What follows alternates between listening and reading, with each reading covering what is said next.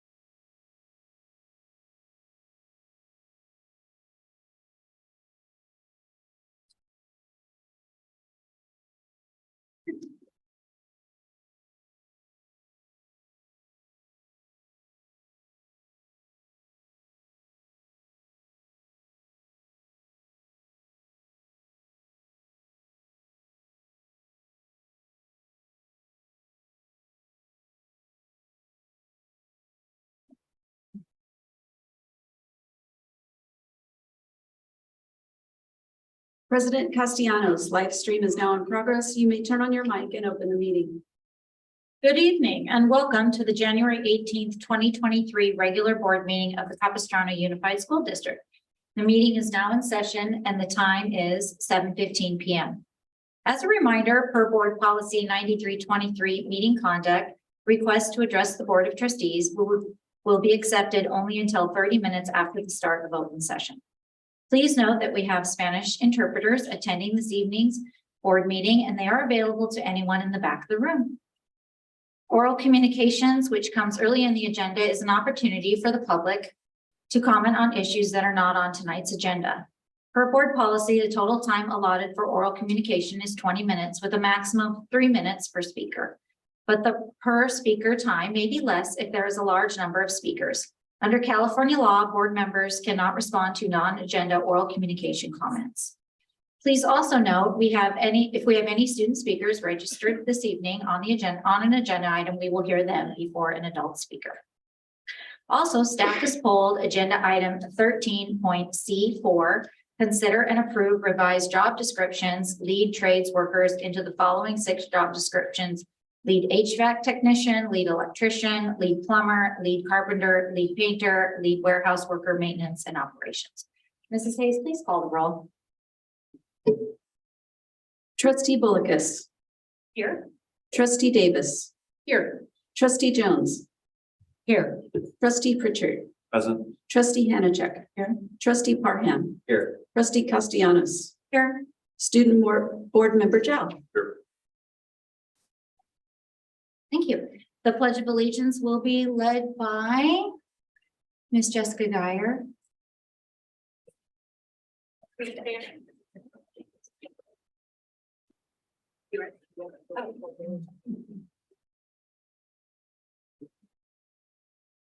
Place your right hand over your heart. Ready, begin. I pledge allegiance to the flag of the United States of America and to the republic for which it stands, one nation, under God, indivisible, with liberty and justice for all.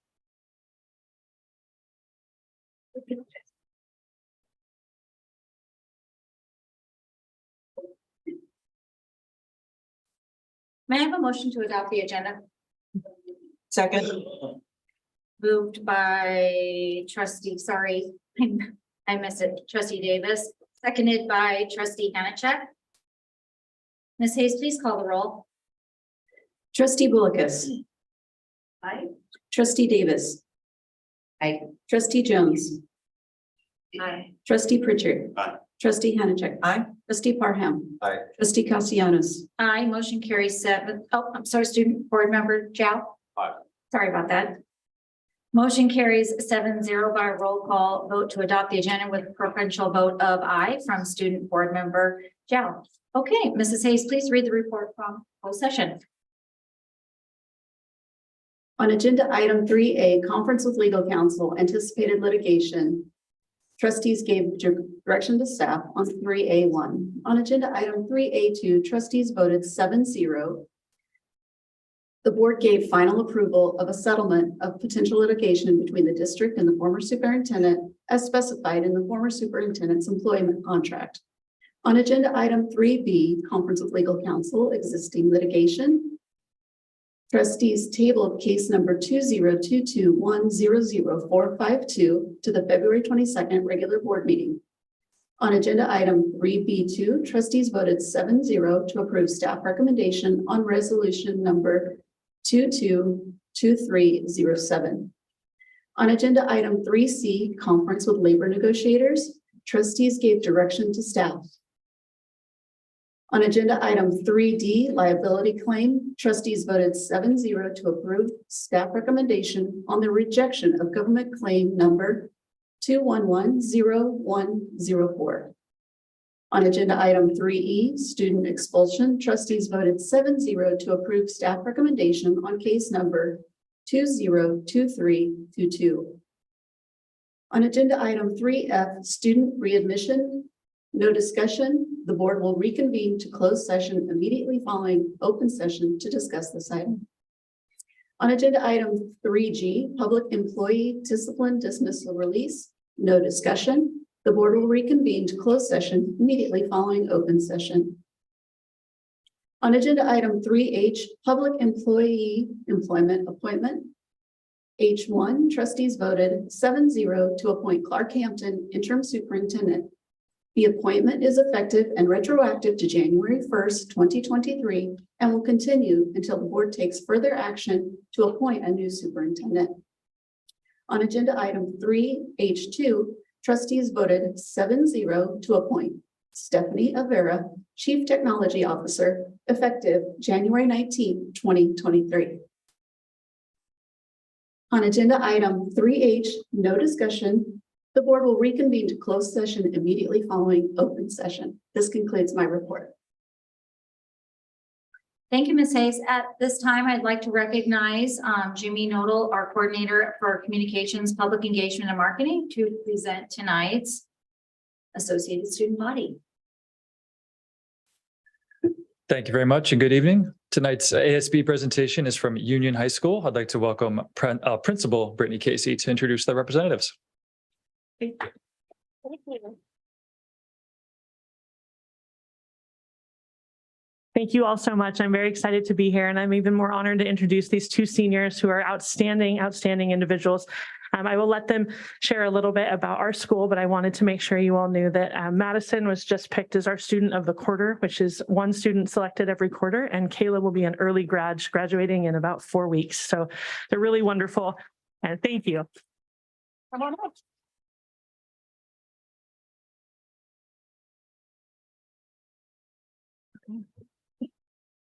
Interim Superintendent Hampton, Board President Castellanos, members of CUSD Board of Trustees, district guests, parents, and peers. My name is Kayla Louie, and this is my friend Madison Balin, and we are happy to be here tonight to represent Capistrano Union High School as members of our ASB leadership class. We have already had an eventful year with much planned and are looking forward to sharing some of the amazing things and experiences we have had this year at Union. Thanks, Kayla, and thank you all for having us. As the district's model continuation high school, we get a new group of students from all 6 comprehensive high schools, each 9 to 10 weeks. So our quarterly challenge and goal is to quickly create a welcoming environment and an engaging environment for everyone, no matter where they're coming from. Also keeping in mind that those walking through the front gates are here for a reason and are worthy of finding success while at Union. We started the year with another Clash of the Classes kickoff between our homerooms. These competitions included activities such as dodgeball, a pie eating contest, flag football, and trivia, along with many, many more opportunities for students to feel connected to our school in a low-stress situation. Representing their homeroom classes, a few volunteers from each homeroom would participate in these games to earn points for their class. It is so nice to see both our teachers and classroom peers rooting on their homeroom team to earn points and ultimately win Clash of the Classes. At the end of the quarter, we are able to celebrate the winning homeroom class by providing them with the end of a quarter party of their choice. ASB also hosts Game Day Fridays, our Friday Fun Days at lunch, which provides a family atmosphere while playing music and making lawn games available for those wanting to have a bit of fun. This environment encourages students to put their cell phone down, maybe get out of their comfort zone, and interact with one another, creating new friendships and socializing. This year, we are also continuing to use the 5-star student system for our students to earn individual points for positive behavior, academic successes, attendance, or school-wide participation. Our teachers and staff love awarding points to their students for any positive engagement, with the caveat that they only need to make sure that they know why they are earning these points to encourage repetitive behavior and positive behavior. Students love visiting the Union Market to redeem their 5-star points by grabbing themselves Union sweatshirts, beanies, or other fun swag that they have earned with their points. In addition to the events on campus, we have had many groups venture off campus to learn and explore. Our Career Connect class, which supports soon-to-be graduates to research different career and collegiate opportunities for their future. They have traveled to Saddleback College, visited automotive and horticulture departments, toured our CCA campus, had visits from all 4 branches of the military and fire department, in addition to the FAFSA application process. As a school, we traveled to Los Angeles to take part in an educational and emotional tour of the Simon Wiesenthal Holocaust Museum. Not only was the content powerful, but being able to experience it all together as a school community is even more meaningful. In addition to our field trips and activities, we are currently working with other local continuation schools to bring meaningful events and highlights to our students. In spring, our students will participate in the Friendship Games, featuring the athletic ability of our students in friendly competitions with neighboring schools. And in May, we are going to prom, something which everyone is looking forward to, having returned following a hiatus due to COVID. As a school, we take pride in celebrating our student achievements. Ways in which we do this includes honoring those selected for Student of the Week, our ASB members photograph and display on campus, our staff pick Students of the Week for all to see and celebrate. This is truly an honor which students strive each and every week, and our ASB loves celebrating those achievements. We look forward to celebrating birthdays by providing shout outs, a goodie bag, and a celebratory song for each student on their special day. And we hold our quarterly graduations to honor those students who rose above adversity and achieved their goal of high school diploma, 1, 2, and 3 quarters early. This year, we have already graduated 6 students during first quarter and 15 during the second quarter. It is an honor to be able to represent Union High School here at the district board meeting, and I'm hopeful you've been able to get a bit of insight to the amazing work being done behind the gates of our little school. Union is a welcoming, fun, comfortable, positive, and safe place to be for all students, with lots of opportunities to get involved, learn about yourself, and meet or even at times exceed your individual goals. Thank you all for your time tonight, and thank you for allowing us to speak on behalf of Union High School. We are truly better together, and at the school, we are a little school with a big heart.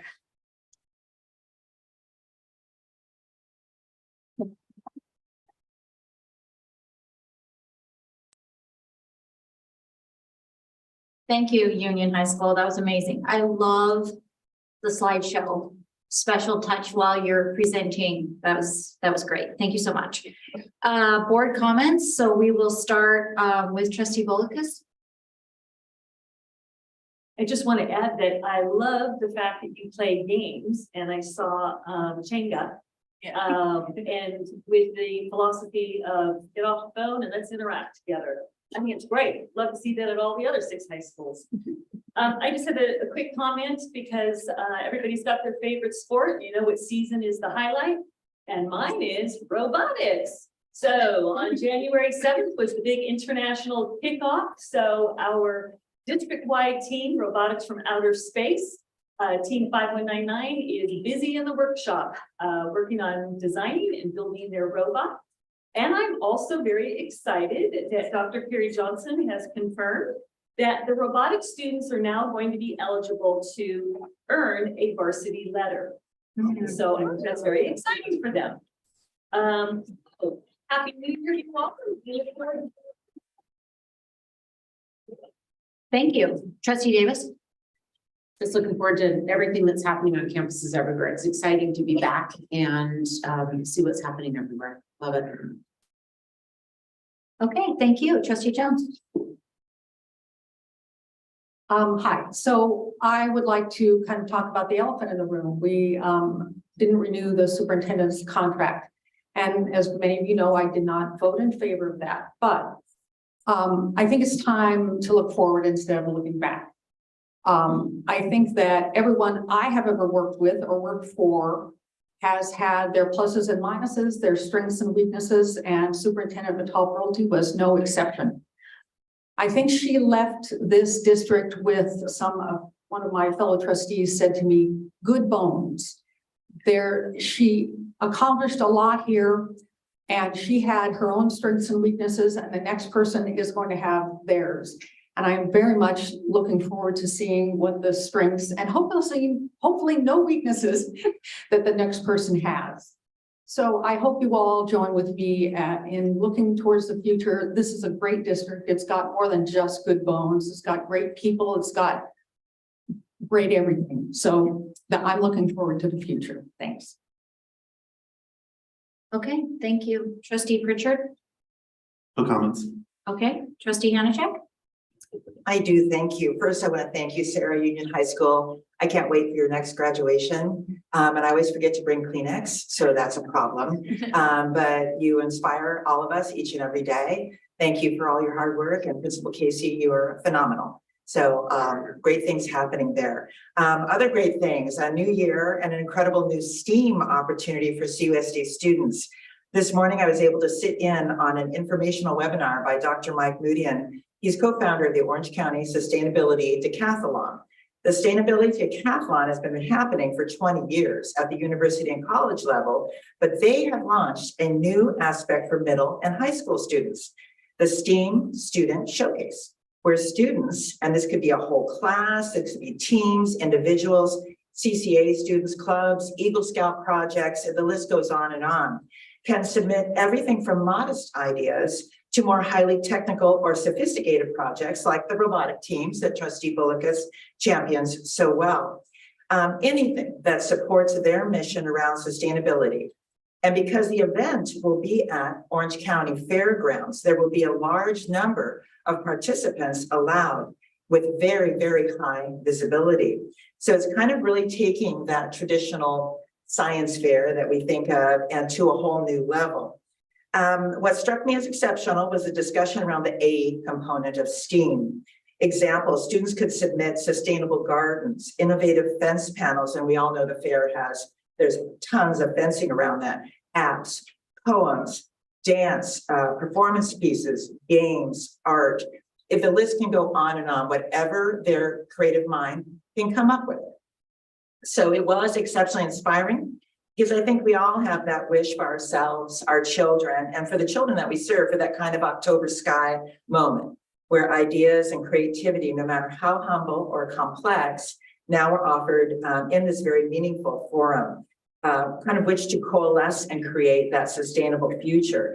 So something that kind of fits in with this is, since we just celebrated Martin Luther King's birthday, is his exhortation around the importance of now. So I'd like to read his quote. He says, "We are now faced with the fact that tomorrow is today. We are confronted with the fierce urgency of now. In this unfolding conundrum of life and history, there is such a thing as being too late. This is no time for apathy or complacency. This is a time for vigorous and positive action." And I know our students are more than up to the task and the challenge. So I will make sure that I keep staff apprised of next steps. This is a fantastic opportunity, and we can share so that we can best facilitate this in the years to come. So thank you so much for letting me share. Thank you, Trustee Hanachek. Let's move on to Trustee Parham. No comments. Okay, and I have a few comments, but I would like to go to our student advisor, Jao, for his comments next. Thank you. It's good. Good evening. It is truly hard to believe that we're already in our second semester, and especially for seniors, senioritis starts now. But it's also incredibly bittersweet knowing that our ride is almost over. But before I'm kicked out of here, I just want us to quickly go over some of the things that I've been doing and will be kind of involved with. So a big focus last year, especially using this platform, was to spread the word about mental health resources that are available at our schools. And that was mostly, like a big part of that was because of college applications, but it's not just that, right? You have a lot of other stresses that come from school. And I don't want to stop that this year, which again, schools at CUSD all have these resources in place that you can reach out to. But this semester, another big focus I wanted to be to make people aware of was the academic opportunities that people have around them. And especially as Trustee Winchek mentioned kind of earlier, I kind of want to echo that same sentiment. So currently I'm a CCA ambassador, which means that I've always promoted these sort of hands-on technical learning courses at our schools with courses such as robotics and medical assistant, where you actually get to administer shots to students, which I think is just incredibly cool, especially if you want to go into like the medical field. And it's also to highlight that there are so many opportunities around you that typically kind of stay hidden, and it makes it hard for students to kind of go out on their own to find them. So I really want to use my platform this year to kind of elevate those experiences and to kind of put out exactly what there are that students can do over the summer, students can do during the school year that can really kind of accelerate their academic journey. So there are competitions such as Skills USA, DECA, or even academic summer camps for students who truly want to gain those experiences. And I'm also working on working with the district and creating an Instagram that can easier disseminate information. And overall, I would just love to expose more CUSD students to these incredible education opportunities that also do come with the great college resume boost, right? So that's just something I want to quickly share. And again, I think a lot of school districts have this really competitive academic atmosphere. But oftentimes what gets left behind is the mental health part of that. Because when students get too cutthroat, when students get too academically involved, that's typically something they only focus on. And so I hope that using this platform and going into the next year, we can kind of balance these two things out by creating more academic, competitions, opportunities, et cetera, while balancing that with the mental health aspect. So I just kind of want to highlight that using this platform. Thank you so much. Thank you. So tonight, the board voted to officially appoint Mr. Clark Hampton, Deputy Superintendent, to serve as our interim superintendent. Mr. Hampton has been with the district for many years, and he will continue to guide our staff, support our sites, and work every day by putting students first. So tonight, I'd like to kind of begin the process of searching for our new leader.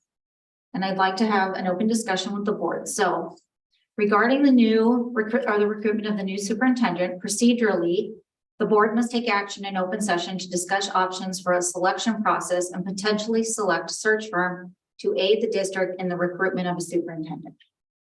There is a special meeting which has been identified as February 1st. And I'm proposing that the board hold this meeting to hear it from search firms within California. I believe there are several firms within the state to do this type of work.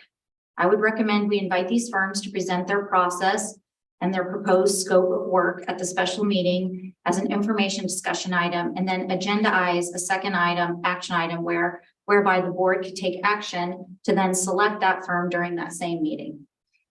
So are there any questions up to now about what I'm proposing? Okay, so there are, I just need a consensus of the board to kind of move forward with this process. And there are several firms out there. So I have a list, I can read them out to you. I would like, I think it would be important to hear from 2 or 3 of them. They're not many, you probably know some of them or most of them within the state. They're not that many, as I stated before. Would you like me to read the, okay. ESS, which is known as Education Support Services. ESS is affiliated with AALRR. So that would be search firm 1. The second firm is Leadership Associates. President Castillo, while everyone's writing notes, I would appreciate it if you would then send that to all of us. Yep. Thank you. The next firm, the Costco Group.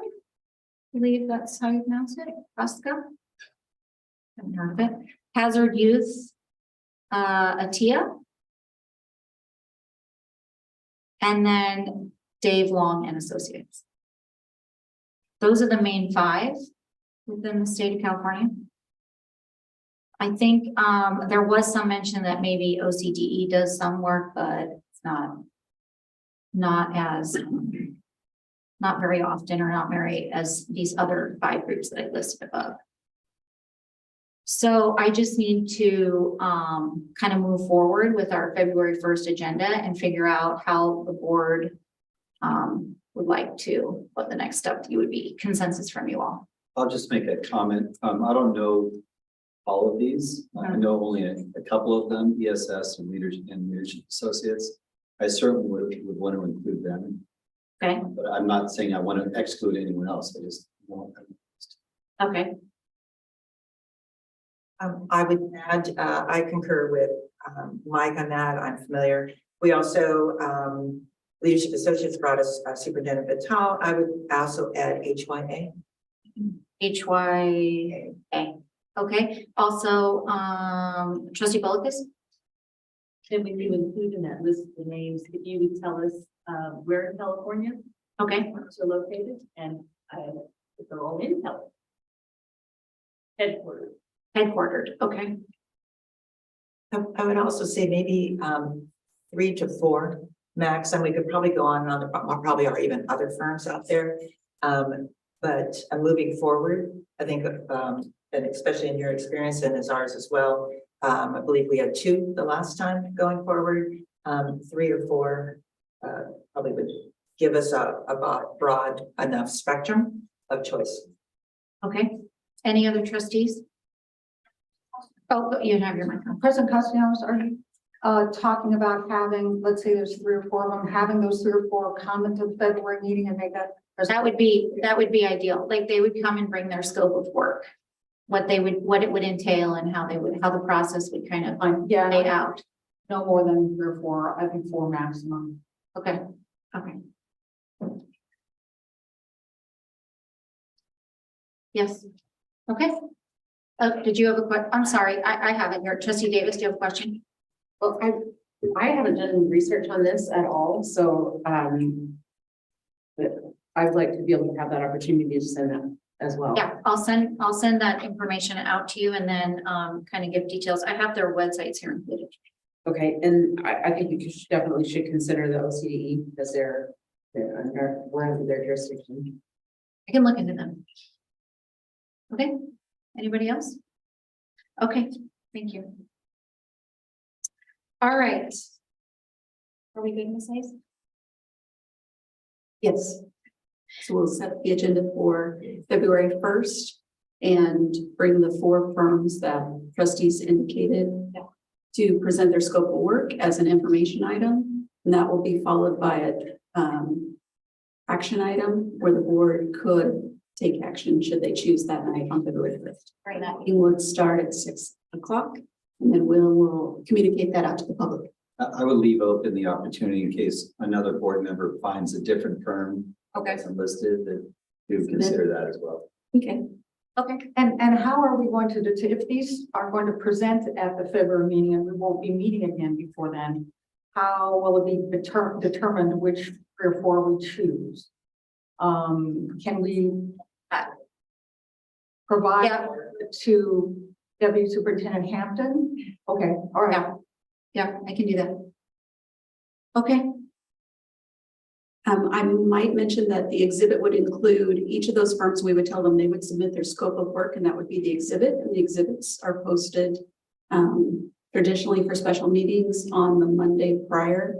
If we can gather it all together before that, we would publish that agenda sooner and then all trustees and the public would have all those scopes of work as part of the exhibit for that agenda, giving everybody more time. Was that? Yeah, that sounds great. Okay. Monday prior as in June 30th. It would be posted. It's like In January. That's okay. You're already in summer. So 10 days from now. Monday, January. Yeah, correct. Okay. Any other questions? Okay. All right, we're now moving on to oral communications. The total time for oral communications will be 20 minutes. Individual presentations are limited to a maximum of 3 minutes per individual, but could be less if there are larger number of speakers. Mrs. Hayes, do we have speaker cards for oral communications? We do. We have 2 in person and I believe we have 3 online. So let's start with our in-person speakers. The first speaker is Chelsea Boyle, following Chelsea, Lynn Muslim. Go ahead, Chelsea. So not my usual speech, but in kindergarten, my daughter had a friend that had 2 mommies. My kids were shocked as only a 5- and 6-year-old from a traditional family could be. How could somebody have 2 mommies? So that night we discussed how all families are different. It depends upon the love between 2 people.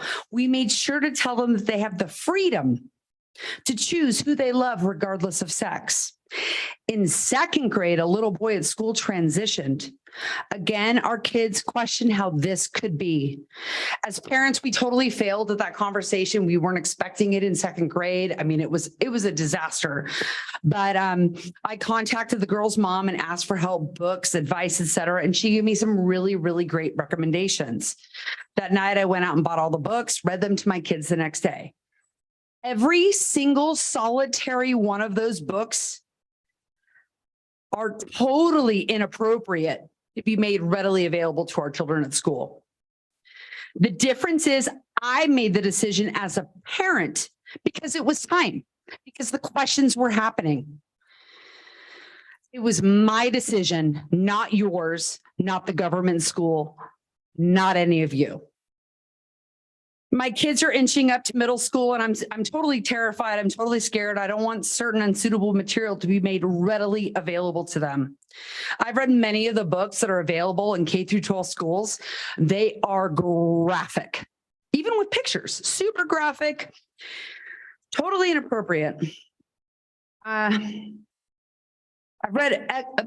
have read excerpts from these books at these meetings, very explicit excerpts. I won't do that, but I just want to know that there's a recurring theme. And so I'll just say this, my children don't need to read about the difference between spitting and swallowing in middle school before they've even experienced the magic of their first kiss. That is grooming. I'm not my grandparents. I'm not my parents. I'm the new generation of parents, and I deserve the respect to teach my children morality and sexuality at home, not your job.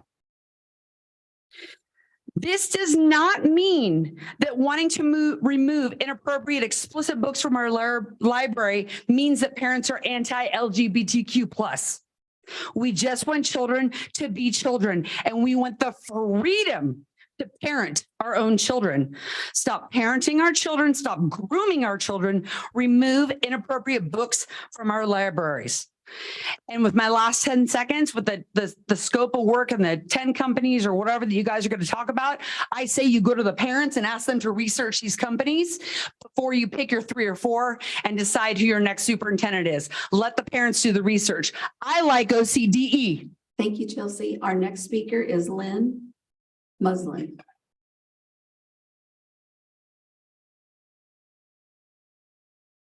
Well, good evening.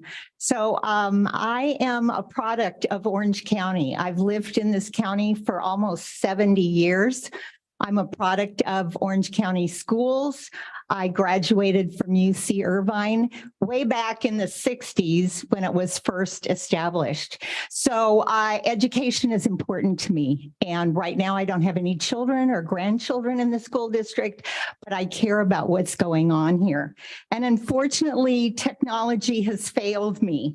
I went to print out my notes and my Air printer was not recognized by my Air iPad or iPhone. So bear with me. I'm going to try and read and refer to my notes. But I also wanted to say, I love, love, love that you give opportunities to schools to share what they're doing.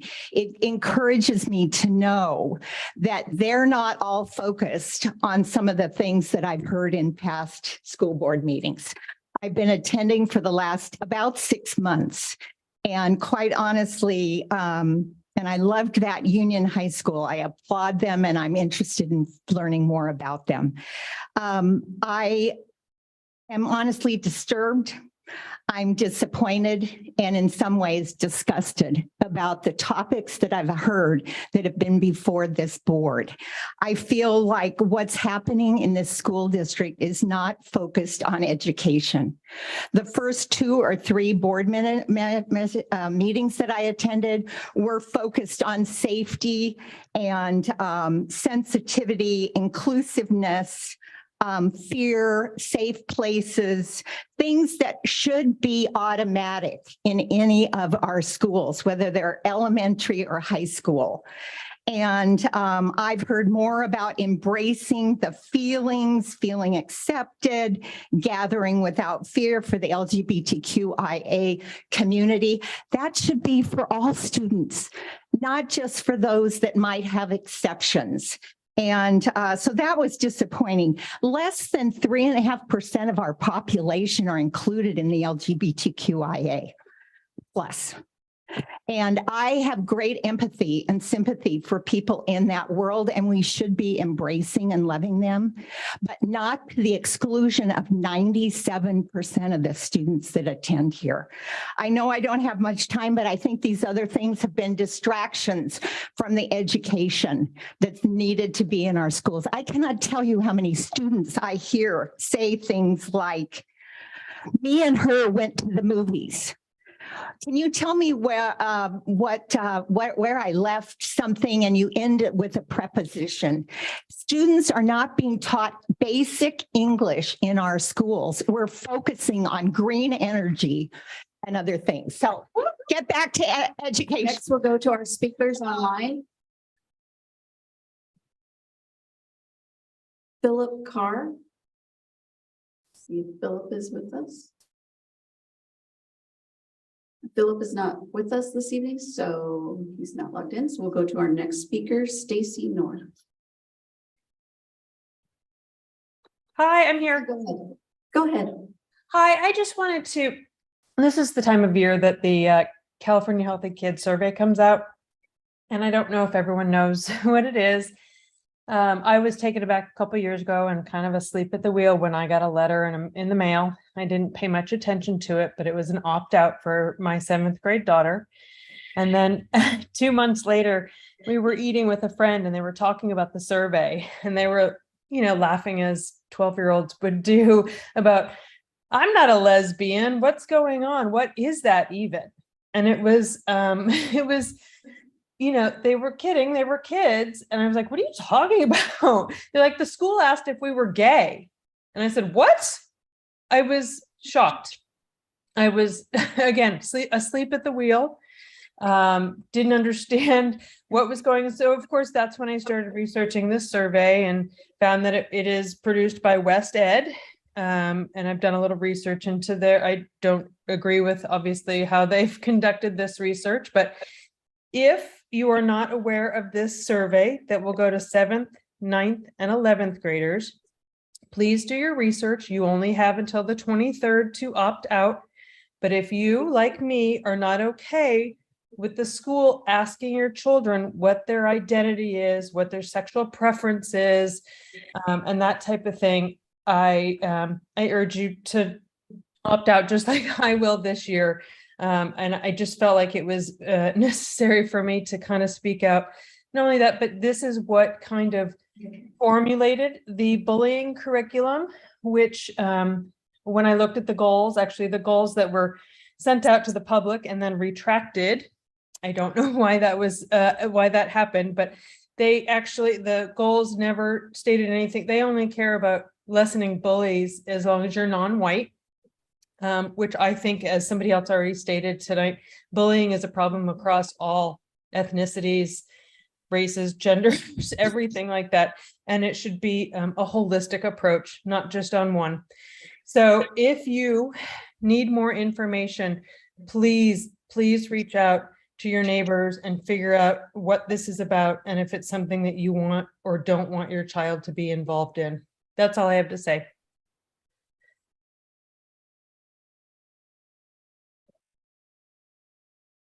Our next speaker is Michelle Blossel Campbell. Michelle, go ahead. Good evening. January is this time of renewal. Every January, and sometimes in December, but mostly January, our PTAs and PTSAs are starting to nominate our nominating committee, which is where we look out for our new boards for the coming school year. It's amazing to say that we're halfway through this academic year, but we're already planning for the future. Just as our board of trustees are planning for the future, and our future looks bright in Capistrano because we have phenomenal teachers and staff and parents and community members.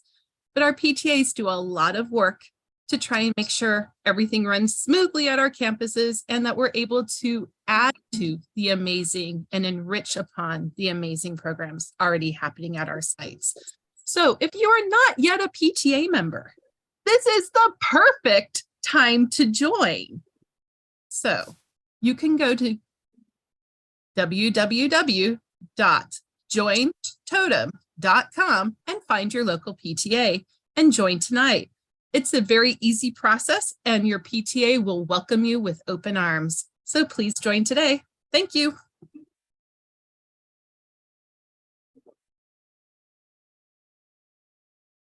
That concludes our speakers for oral communication. Thank you. We are now going to move on to the consent calendar. Per board policy 9323 and in accordance with the law, The public has a right to comment on any consent item.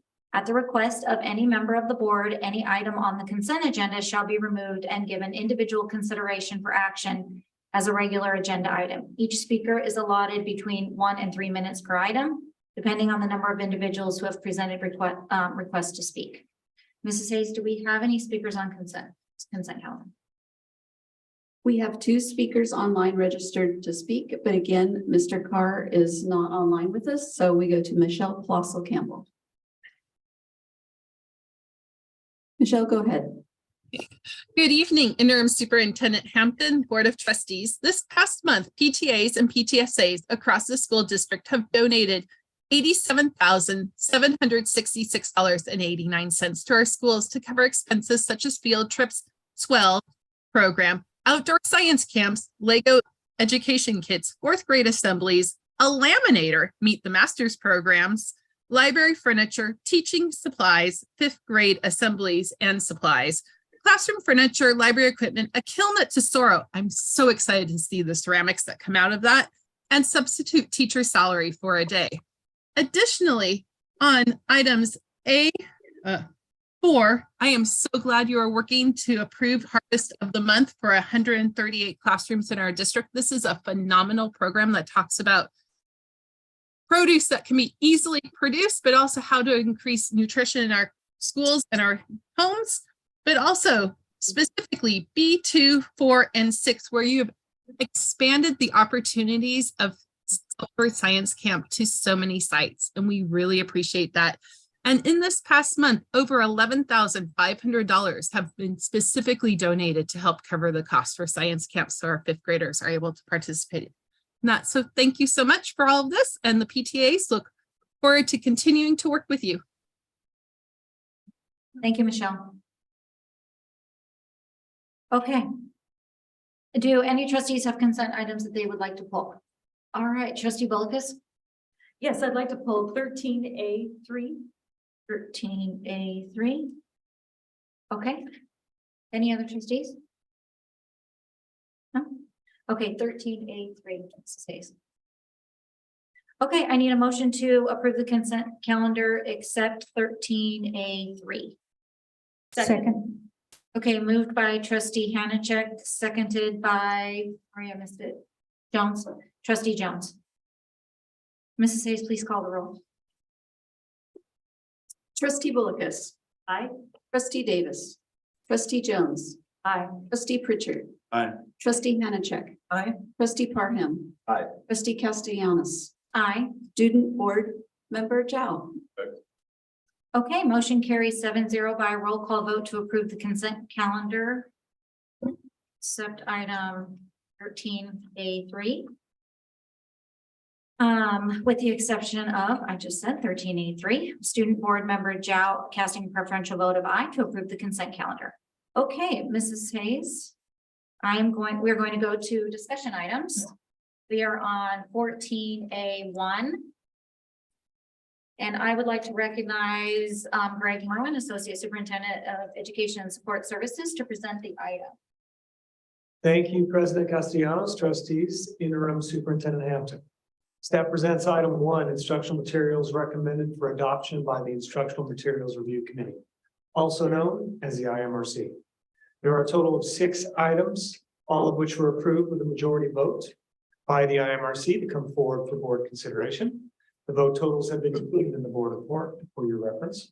I'm joined this evening by Assistant Superintendent Carrie Johnson, who is also the non-voting IMRC chairperson, as he is available to assist with questions, and staff recommends approval. Okay, thank you. Mrs. Hayes, do we have any speakers for this item? We do. Tonight we have 8 speakers. So that would on in person. Okay. And check and see if we have online. We have 2 more, so that would be 10. So that would be 30 minutes. Do you want to reduce the time? May I suggest 2 minutes per speaker? That would be great. How does the board feel about that? Okay, that's great. Okay, I'm going to call the first 5 people and I'm going to ask that you line up so that we can move the process along so that everyone gets a chance to speak and be heard tonight. The first 5 speakers, Alexander Bogg, Jameson Bogg, Aiden Hewlett, Liam Pham, and Kelly Cross. Please come forward.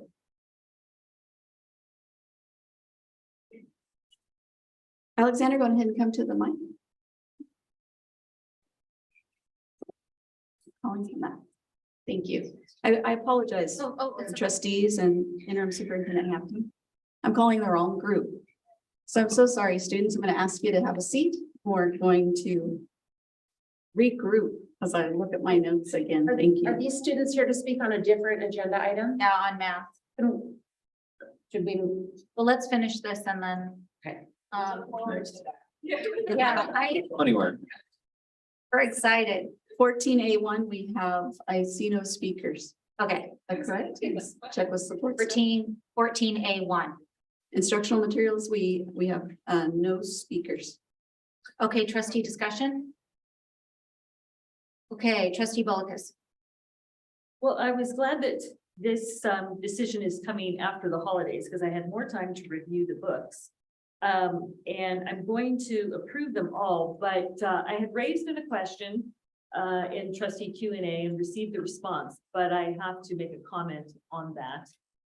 It is the book Looking at Movies, an introduction to film, and I know that it was introduced by the Lisa Niguel High School drama teacher. And it is the only textbook that they have, and I was given all the number of students that have enrolled. My only concern is that when we approve any book, and even though it's this one teacher who's requesting it, as soon as that class is taught anywhere else, it is for any teacher to use that textbook.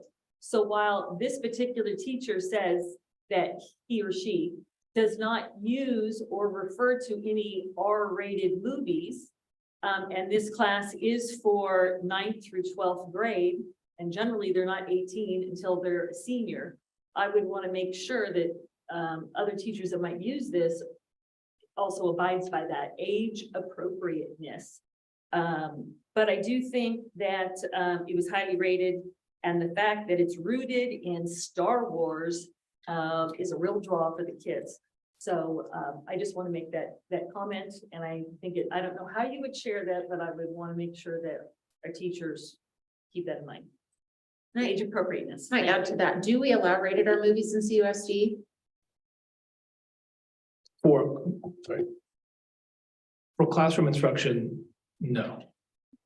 For any class. So there isn't a chance that a teacher could say, we'd like to show this movie with, please sign this parental consent. Is that accurate? That is accurate, yes. No rated R movies whatsoever in the entire district. I can follow up to find out for sure, but I remember reviewing a board policy that said that was not permitted in 8 rated R movies. Then why have my students at times brought home, formerly students, a sign-off sheet? Why would anybody have to sign off? Is it about the subject, the topic that would be in a movie and not its rating? Because there are teachers who have sent home to have that sign off. So there's some question there. My colleagues are saying if it's PG-13, then they would send home a request for a signature from parent. Could we just confirm that we are not allowing with parental consent rated R movies? Thank you. Absolutely. Okay, other trustees? I just wanted to add that we also do not allow unrated movies. I remember this coming to the districts, 5 years ago, where a teacher did show an unrated movie. And that was not an acceptable thing. And I believe that's board policy.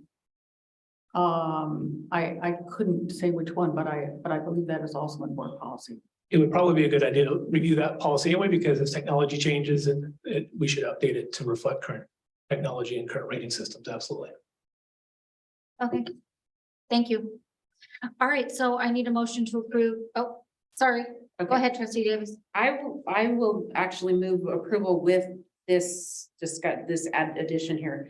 As far as the hazardous tales, the underground abductor, it'll be taught in the 8th grade social studies class by a teacher who by his own admission had never taught a graphic novel. So this could be a good opportunity to evaluate whether teaching novels and social studies is a good idea. He believes it will take him 4 weeks to teach the book, but my problem is when we have that, right, then what's getting removed? When something's added, something's getting removed. And the Underground Railroad is just a sliver of the 8th grade US curriculum. So we're facing that situation. I would vote to allow the requesting teacher to teach this book, but I hope we will add this caveat. Since I don't have the authority to do so, if we allow him to pilot this book, at the end of the year, we need to know how we balance the rest of the chapters and topics. And what chapters and topics did he teach first semester? Then what did he teach second semester before and after the teaching of the Underground Abductor? What adjustments did he make to the curriculum to accommodate the novel? Finally, at the end of the year, it'd be nice to know the teacher's opinion on whether or not teaching this novel was a good idea. I mean, because we're adding this, maybe there's a discussion. It'd be a great opportunity to find out how he feels about it. Is this something that we should look at moving forward? Strengths, weaknesses. As I understand it, 6th grade US history begins in the 1600s and extends to the late 1800s. These years will not be repeated in 11th grade. US history is one of the most important classes students will ever take, which underscores the importance of being confident that adding the Underground Abductor justifies shortchanging 4 weeks of curriculum that would have been taught. So I'd love a discussion about that after. I mean, I would love to see this, you know, have it happen and then find out what his thoughts are and how he feels he was able to navigate the rest of the curriculum and what's happening with it. So I move approval with that suggestion. Okay, thank you. A second? Go ahead, trustee Jones, did you have a comment? Yeah, I just wanted to comment that in my experience, when we have approved supplemental materials, particularly novels in the past, we've been told that most teachers don't teach the entire novel. They excerpt from it. And I did read. Well, yeah, and that seems odd because it's not a literature class one. And it's a nice book, but it is just about the Underground Railroad and not a whole lot more. Well, it's about slavery as well, but it's I would be surprised if he thought he was going to spend the whole, he or she was thought they were going to spend the whole year on it. I mean, well, okay, 4 weeks, but yeah, but I mean, that's a lot to spend on just that, but that's another matter. So Okay, I'm seconding, or whoever's seconding. yeah, I have a motion by trustee Davis and seconded by trustee Parham. So this is a voice vote. I just need all in favor. Aye. Okay, any opposed? Okay, motion passes 7-0 with a preferential aye from student board member Zhao. Okay, 14A2 is our next discussion item. And that is our mathematics plan. And I would like to recognize Gregory Merwin again, Associate Superintendent, Education and Support Services, to present the item. Thank you very much, President Castellanos, trustees, and interim superintendent Hampton. We do have a brief PowerPoint we'll be presenting as well. I think Corey's assistants to get that ready for us. As he's preparing that, we present item 2, the mathematics plan this evening. We return after responding to board direction at the May 18th, 2022 meeting with a mathematics plan that both increases the number of advanced math on-ramps and opportunities for students to join the accelerated pathway in middle and high school, and offers advanced math students the same outcome of 2 years of advanced placement math, but with greater success and more confidence. So we do have this brief presentation to provide the key points of the math plan to you this evening. We're going to share the values, the goals, and rationale behind the math plan. And finally, we will describe the new math pathway options and next steps. So before we get started, I do want to mention I'm joined this evening by curriculum instruction team. We have Assistant Superintendent Carrie Johnson, Executive Directors Meg Urbis and Peggy Berst, and STEM Coordinator Karen Gauthier. In addition, this evening, we are joined by Jeff Ruby, who is the co-director of the Irvine Math Project and professor in math department at UC Irvine. And most importantly, we are joined by several of our outstanding math teachers in the audience tonight. So I would like to introduce them to you, and they can feel free to stand or not if they want. But Jennifer Austin, MTSS coach at Essentia, CGI math trainer, and former math coach at CUSD. Leslie Whitaker, Third grade teacher Essentia, state finalist for the Presidential Math Award, CGI math trainer and former math coach for both OCDE and CUSD. Stacy Olson, math teacher, San Juan Hills High School, math PLC coach, math lead teacher, and supporting STEM coordinator. And Laura Compion, math teacher at San Clemente High School, math department chair, and math PLC coach. So could they all stand, please, if you wouldn't mind?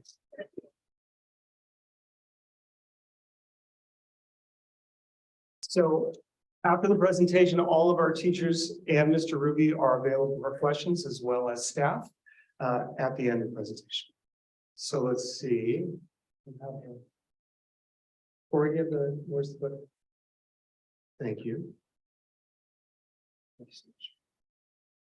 So we start within the context of the vision of a CUSD graduate. Trustees will recall that in June of 2021, we shared the vision of 5 key attributes that every graduate would develop and refine as they progress through our schools, from preschool through high school, to make them successful in a rapidly changing world. One of the attributes was innovative problem solver and critical thinker. So it is circled up there on the top right. And the additional focus on creatively exploring solutions and analyzes and interprets data from multiple sources. This attribute and these skills are developed through mathematics.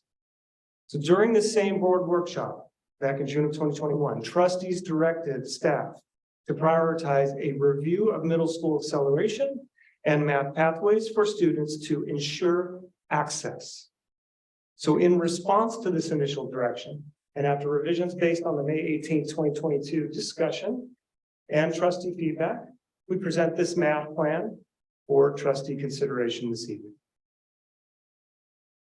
And right there, you can see there is the innovative problem solver and those subset skills that mathematics support.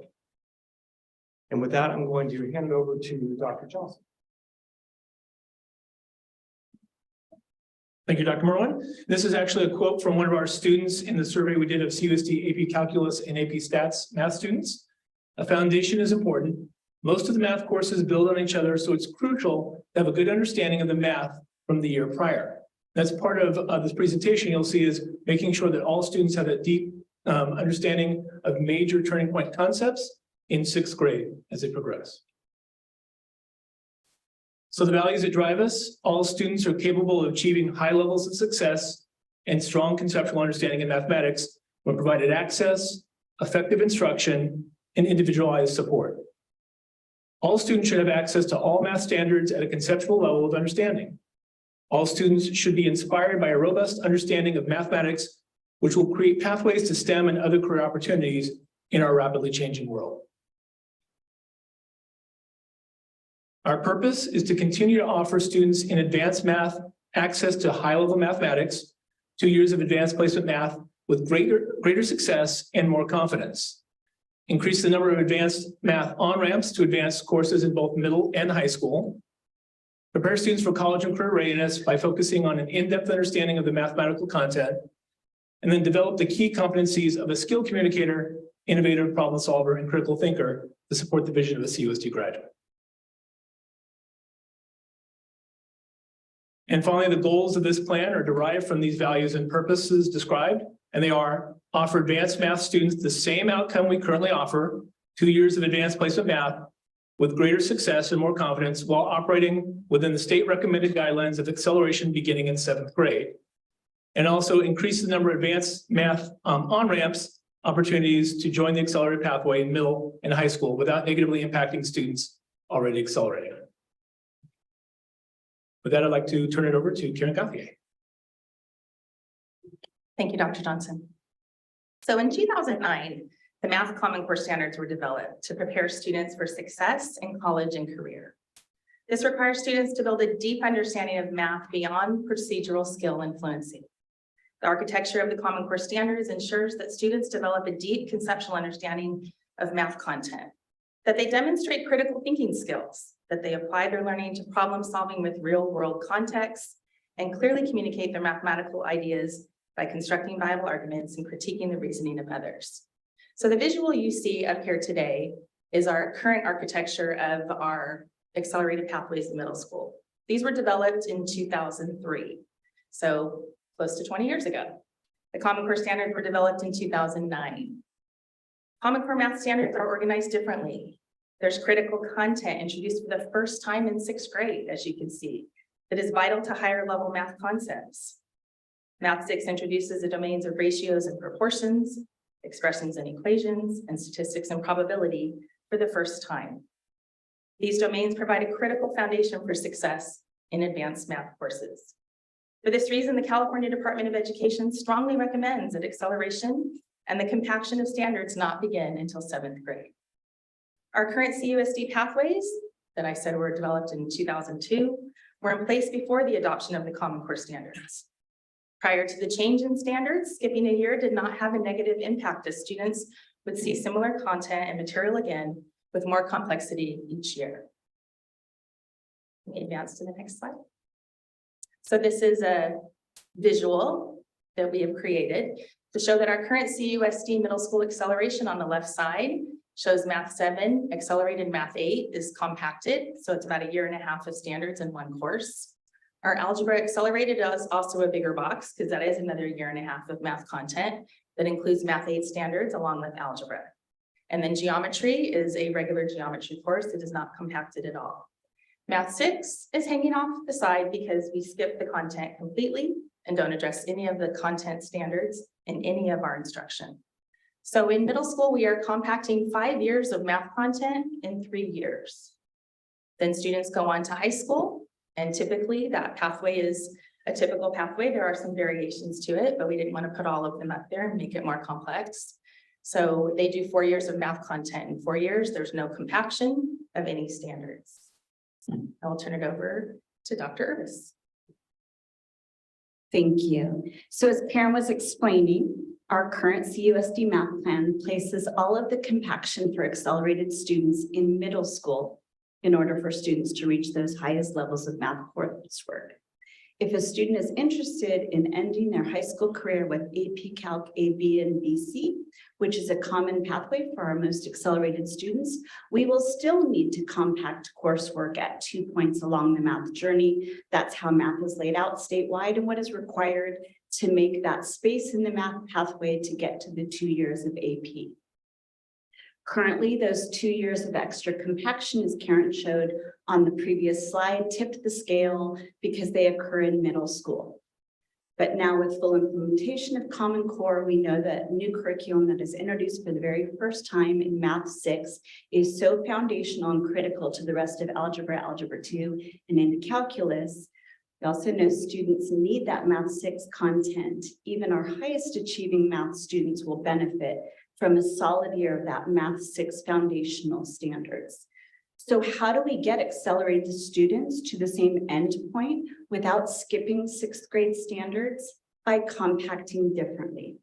Our recommendation is that moving forward, those 2 points of compaction are spread out. 1 compaction in 7th and 8th grade and 1 compaction in 9th and 10th grade. In this graphic, the larger boxes represent that compaction when we teach roughly a year and a half of standards in an academic year. So you'll see the pre-algebra accelerated box, and then down below it, it explains that this course is a year and a half of math standards, all of Math 7 and part of Math 8. The algebra accelerated box indicates a compaction of the rest of Math 8 standards in addition to the algebra standards. 3 years and 2 for our first point of compaction. The second compaction that we are recommending is in the first 2 years of high school for our accelerated math students. See, the first course, which is currently being referred to as honors geometry, is actually geometry and a chunk of the algebra 2 standards. I know that's not completely clear from the name on the box at the top, but the box below explains that a bit more thoroughly. The second box, honors algebra 2 with pre-calculus, is the second half of the algebra 2 standards, as well as the pre-calculus standards.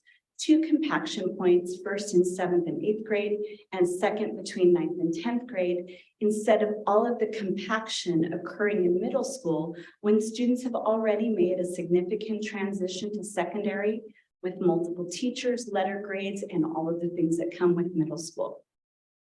Now, again, we want to emphasize this new pathway ends where our current path ends, with the option of 2 years of AP coursework. This could be Calc A, B, and BC, another AP Classic, AP Stats, or as Alex recommended the other day, AP Comp Sci, giving our accelerated students options to get to the most rigorous coursework during their high school years.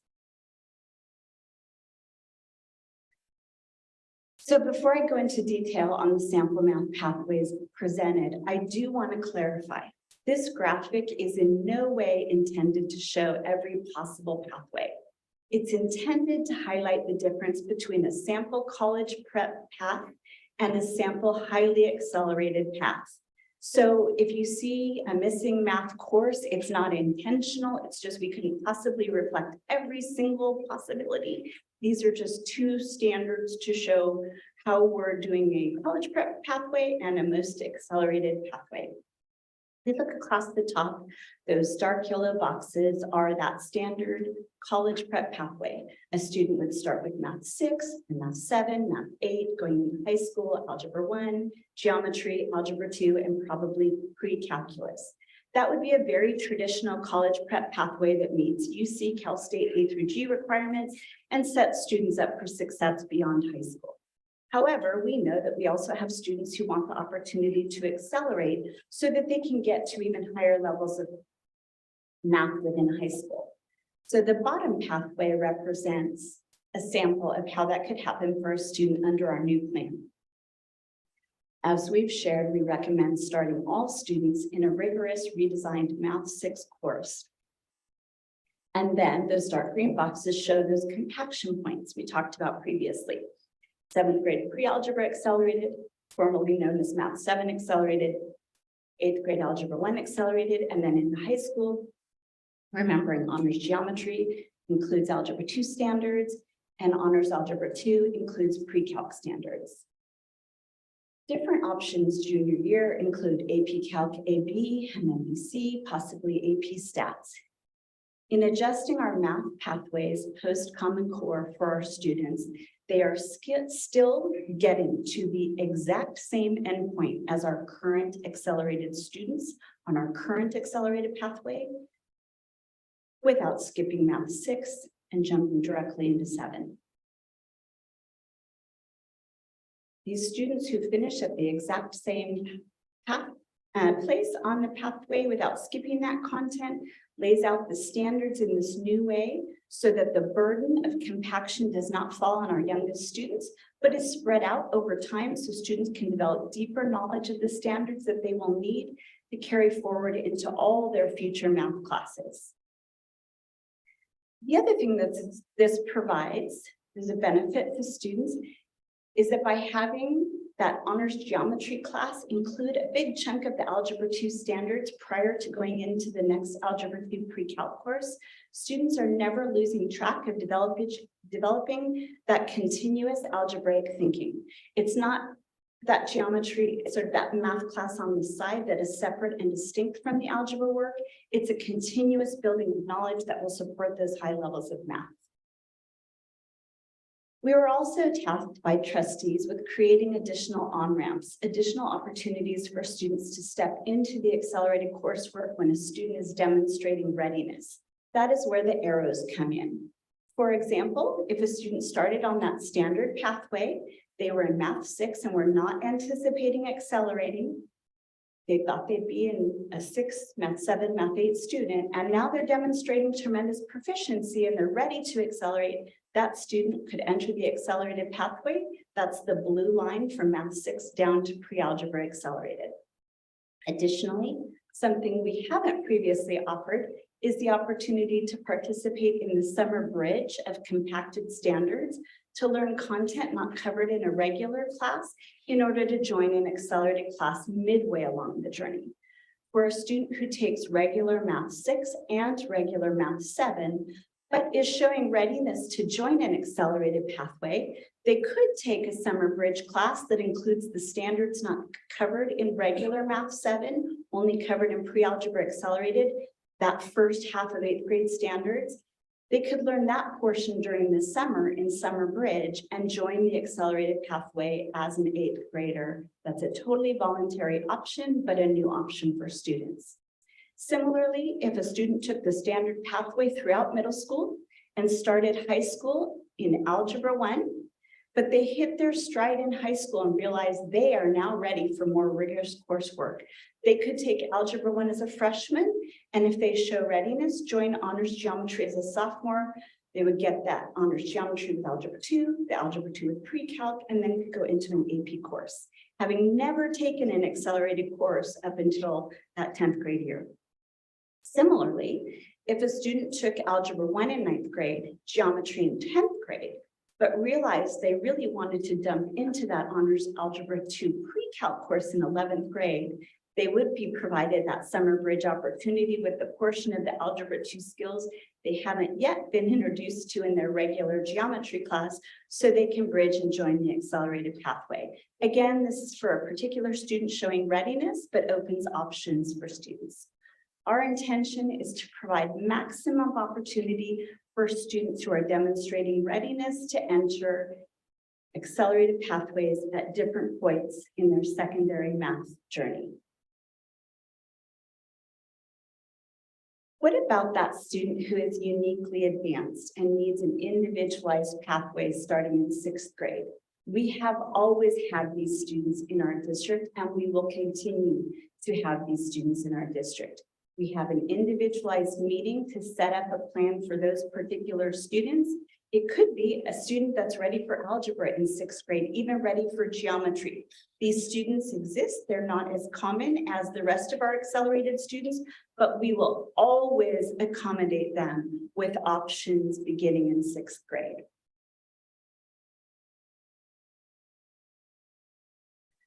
We do want to share that the work that we are engaging in and the recommendations we are making tonight are recommendations shared in our neighboring communities. So our neighbor districts have already done very similar work and arrived at the same conclusions. Fully implementing the California Department of Education recommendations that math acceleration not begin prior to 7th grade. So we are learning from their previous experience and our partnership with UCI's Irvine Math Project as we move forward. But we're aligning with what is happening within the math community, county and statewide.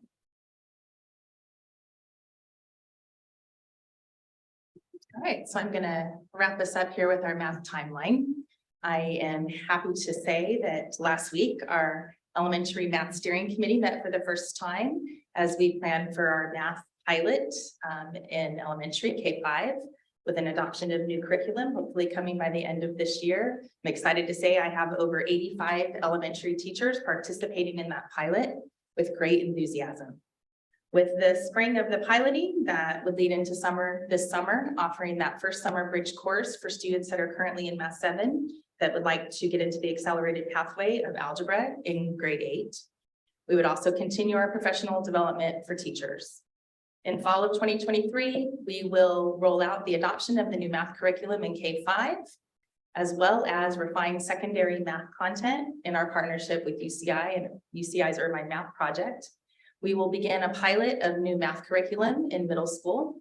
And I'm excited to say that we will expand data science. So we currently have a data science course that has a wait list for next year already at San Clemente High School. And Kristen Robb, a teacher on special assignment, and myself got to meet with teachers from every other high school this last week. And we will be rolling out more than likely to the remaining 5 high schools with the data science course, which is an A through G approved course that students can take after algebra and geometry or potentially take as a 4th year of math. In summer of 2024, we will then roll out the summer bridge for both middle school and high school. And in the 24-25 school year, open up that compaction per board direction and approval that honors geometry algebra 2 accelerated and the accelerated algebra 2 pre-calc.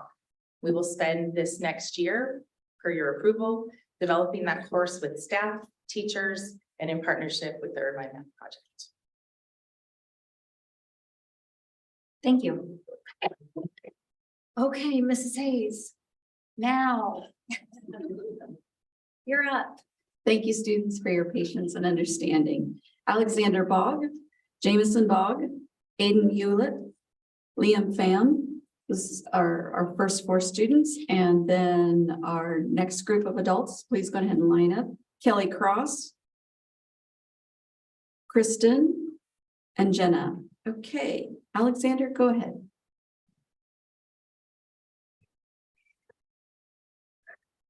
Hello, Board of Trustees. My name is Alexander Bach, and I'm a 5th grader attending Carl Henke. I would like you to reconsider implementing this newly altered math program. I love to learn and thrive in school. My favorite subject in school is math. I want to be challenged. When I took the iReady assessment at the beginning of school in August, it stated the following. 1, I have a solid understanding of operations with whole numbers, fractions, and decimals, and may be ready for introduction to the concepts of ratio and proportion. 2, I have an appropriate understanding of the visibility rules, factors, and interpreting numeric patterns, and may be ready to develop skills related to evaluating, writing, and interpreting numeric expressions. I have an understanding of volume, line plots, and multi-step unit conversions, and may be ready to further develop concepts and skills related to the finding of volume of composite figures, determining measures of center and variability, and constructing and interpreting dot plots. 4, I have the ability to plot ordered pairs and calculate distance on problems, and may be ready to use defining attributes to classify 2-dimensional figures into categories. This is my knowledge at the beginning of 5th grade. I know that I've learned so much more since then.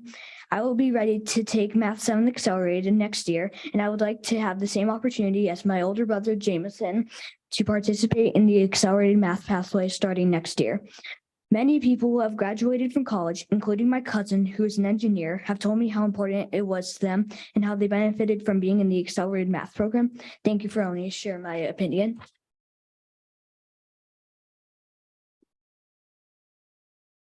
Next, we have Jameson Bogg.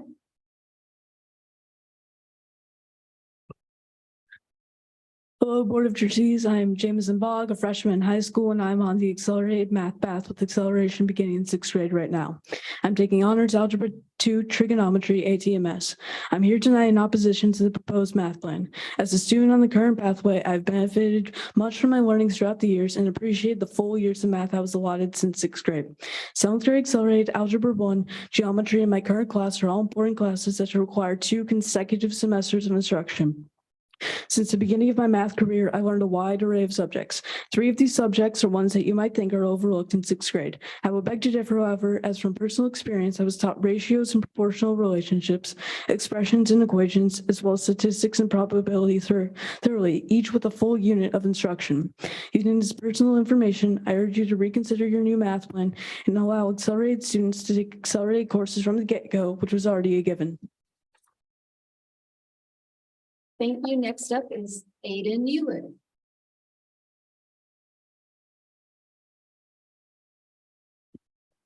Members of the board, thank you for allowing me to speak to you today.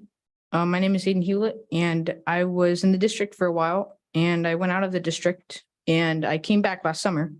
I took a test over the summer, and I scored high enough to be placed in accelerated algebra 1 as a 7th grader.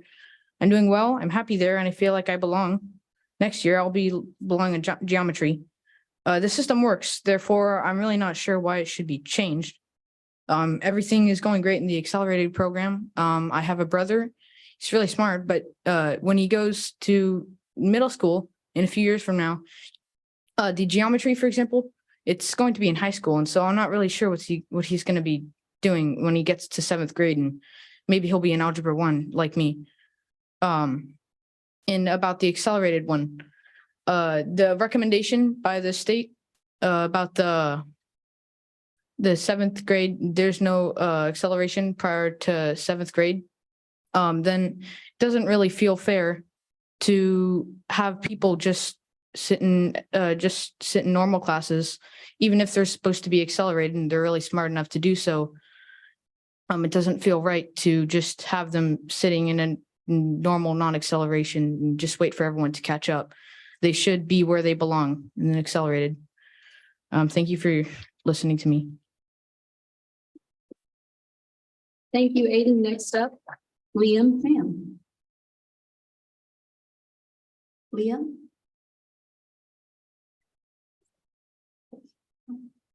Not here. We'll go on to our adults. Kelly Cross. Good evening, Board of Trustees. My name is Kelly Cross, and I am a concerned parent, and I have 2 children attending school in the Capistrano Unified School District. I am here to voice my opposition to the proposed math plan. Your proposed math plan eliminates the longstanding successful pathway for acceleration in 6th grade, and I still cannot understand why. It will negatively impact accelerated students and far more of them than what the than what the drafters have described as a small group, all of who should be afforded the same consideration and opportunities as the other students.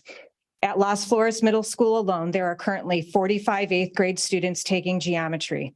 Your proposal eliminates 5th grade testing that has helped students, parents, and teachers determine what their placement should be at a given time, leaving room for adjustments or on-ramps as a student progresses. Your proposal eliminates geometry at all middle schools, forcing these students to either take geometry online at a high school during the summer when they may have other commitments or impediments such as transportation issues, or only being able to choose between geometry and health, all when geometry has historically been offered at the middle schools.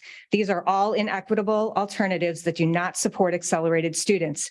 Contrary to your proposal, students are introduced and have exposure to ratios and proportional relationships, expression and equations, and statistics and probability in 4th and 5th grades, as my sons have attested to.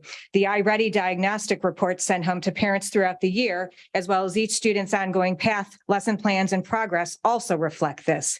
Cornerstone 6th grade math is also not the only avenue for accelerated students to learn these topics. These topics are taught in both Math 7 Accelerated and Algebra 1 in 6th and 7th grades, again, as attested to my son who went through the program. By eliminating the official pathway for acceleration in 6th grade and herding all students together, I just like to conclude that I oppose this, and then putting all these kids together is a real disservice to our accelerated. Our next speaker is Kristen McGarian. Please correct me. You did just fine, Colleen. It's McGarian. Thank you. Thank you. Go ahead. Good evening, trustees. A few days ago, I drafted a letter to the board about this particular issue. Since then, I have received very thoughtful and timely responses from many of the members, especially Trustee Jones. Thank you so much. I must say that I am dismayed, however, that my own representative, Mr. Parham, has not responded to me, despite me being a constituent of his. I am here today, although my own children will not be affected by these changes. I am a social worker. I believe in offering equal opportunity for all students. I support additional on-ramps for math acceleration. High quality STEM performance is a way for many students to get merit aid and afford college. These intentions are very good. My concerns, however, are the following. I've spoken to several teachers of advanced math in middle school, and they do have the same concerns. In one class, 98% of Math 7 accelerated students received an A. These kids are ready and yearning for this challenge in 6th grade math. To place them in Math 6 is a disservice to the students and the teachers who will now have classrooms with a very wide range of abilities. Compaction of geometry, algebra 2, and pre-calculus into 2 years does not provide the breadth or depth of understanding of these foundations that students need to excel and compete in calculus and in college math. In college, they may struggle amongst their peers who had the advantage of taking these subjects as 3-year courses. Under the new pathway, there is no way for students to take Calculus AB, BC, and AP Stats. Those 3 courses are required for admission to top-level engineering undergraduate programs. Is Capo ready to sacrifice the excellent opportunities of these students for the outcome of mediocrity for all? I hope not. Thank you so much. Thank you. I'd like to call up the next set of speakers. Please line up. Our next speaker is Jenna Amons, Lisa Johnson, Jennifer Hadayama, Ken Hewlett, Chi Chow, and Cindy Daw. Jenna, please go ahead. It's Gina Emmons. Thank you. No problem. I have two students at Carl Henke, a second grader and a sixth grader currently in the seventh grade accelerated math program. I agree that the current set of pathways is not ideal and needs a course correction. I applaud the acknowledgement and attempt to better enable the students to be successful in a STEM field in college. Entering UC students are shattering records for failing entrance exams, especially in math. The students cannot pass high enough to enter the calculus series for engineering and life sciences. Year after year, the students are set up to not finish their desired degree or not to do so in 4 years. Students unable to speak calculus when they enter college are at a disadvantage. And by speak calculus, that's completion of calculus BC. Those students are the ones that are able to pass high enough to start the calculus series in engineering at a UC school. If the pathways are intended to provide more opportunities, do we have the statistics for our neighboring districts? Have they shown an increase in number of children or students that have reached calculus AB or calculus BC? The California mathematics framework has not been finalized. Couldn't the implementation of a new math pathway wait until it has been finalized and the issues have been resolved at the state level? Specifically, there are heated concerns around data science. When the California mathematics framework was released for public comment, the backlash for using data science as an alternate course rather than calculus was astounding.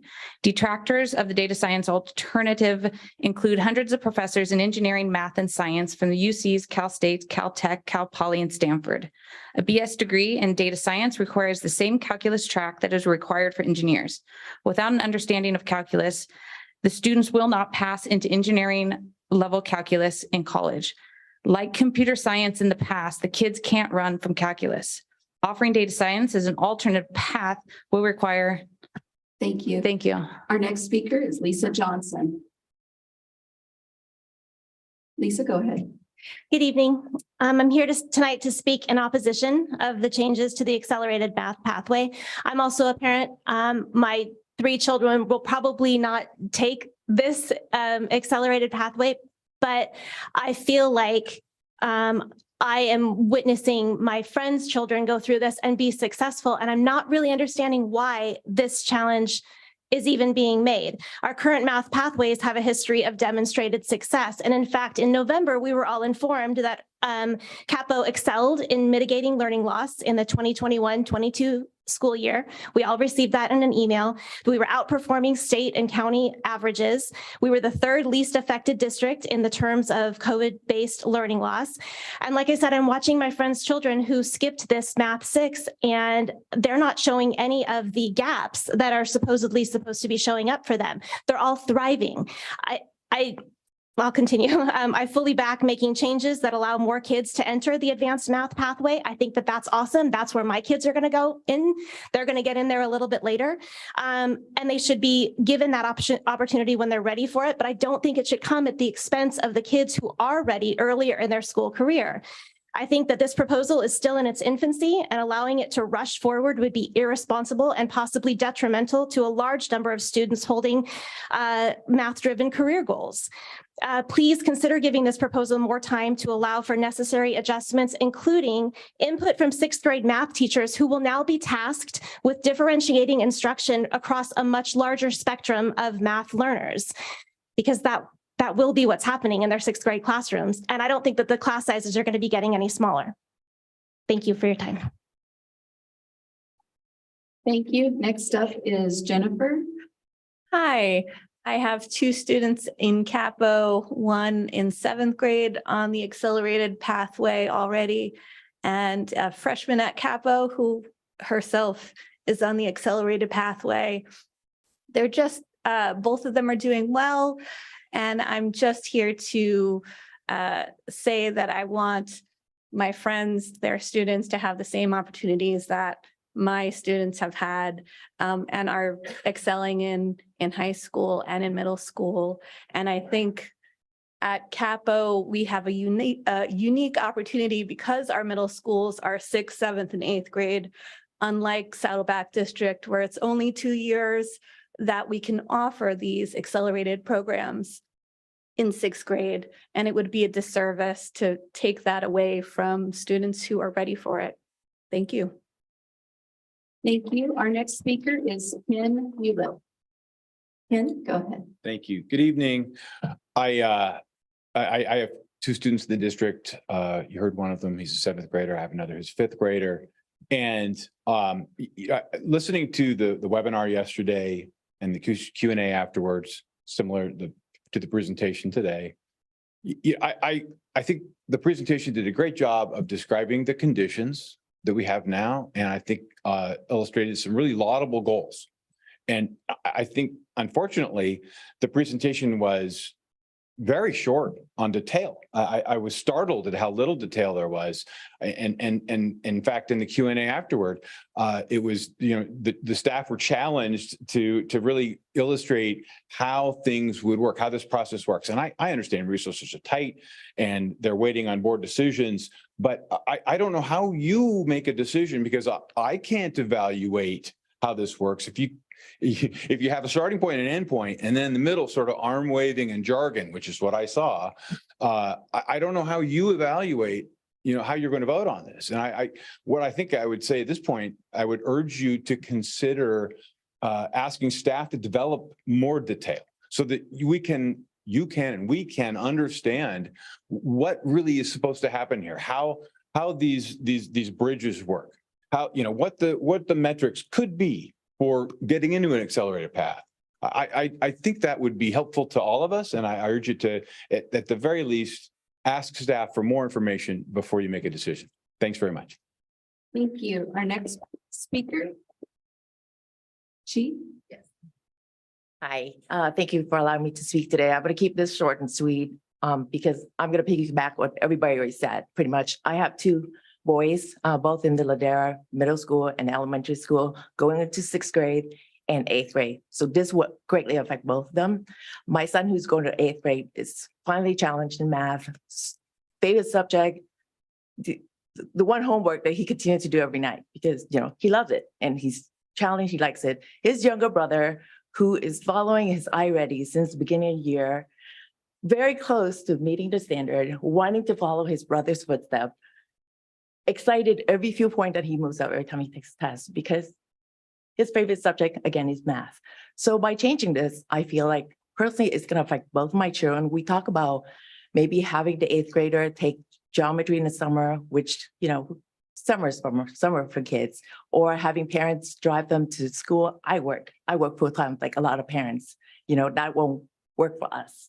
Also, I'm just looking at the program that you guys proposed. And again, what Kent has said, that is very early on. I'm also asking for you to reconsider, allow some more time to make solid plans. And really, I'm voting against changing of the plans. Thank you. Our next speaker is Cindy Bell.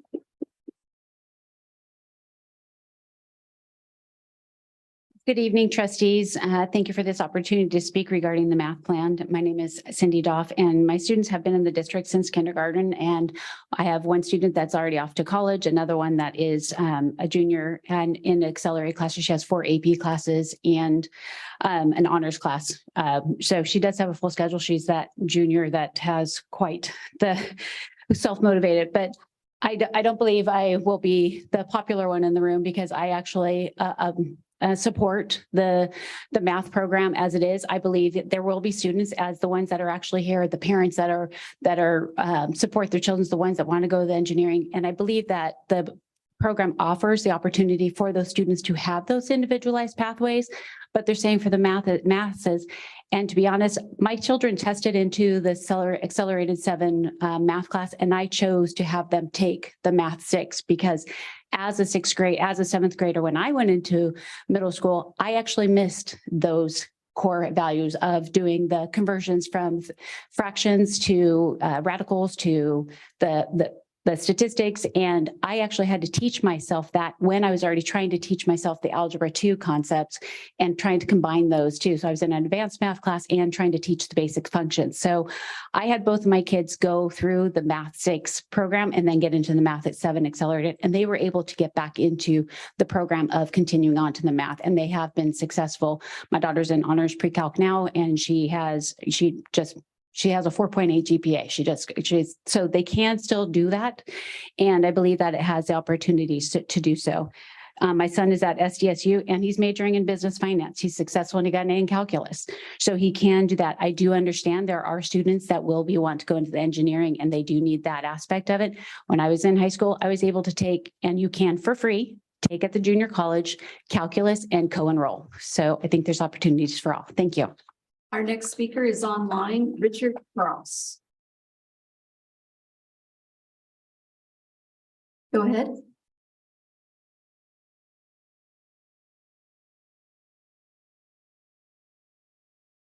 Richard, you're on mute. If you could go on ahead and unmute and then. Okay, we good?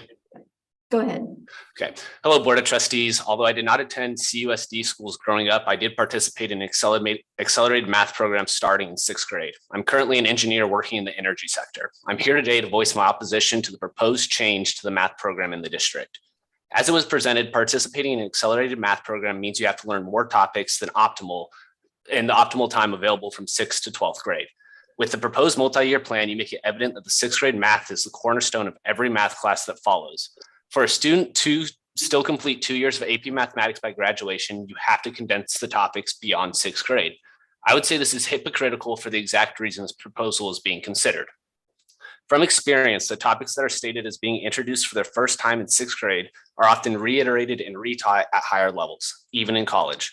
Although they may be taught at a more rapid pace, the students that are selected for this accelerated program show through prior performance that they are ready for the challenge. As you move into the later years of mathematics, there's a saying when you get stuck on a problem, go back to the algebra. This is where you find the error in most cases.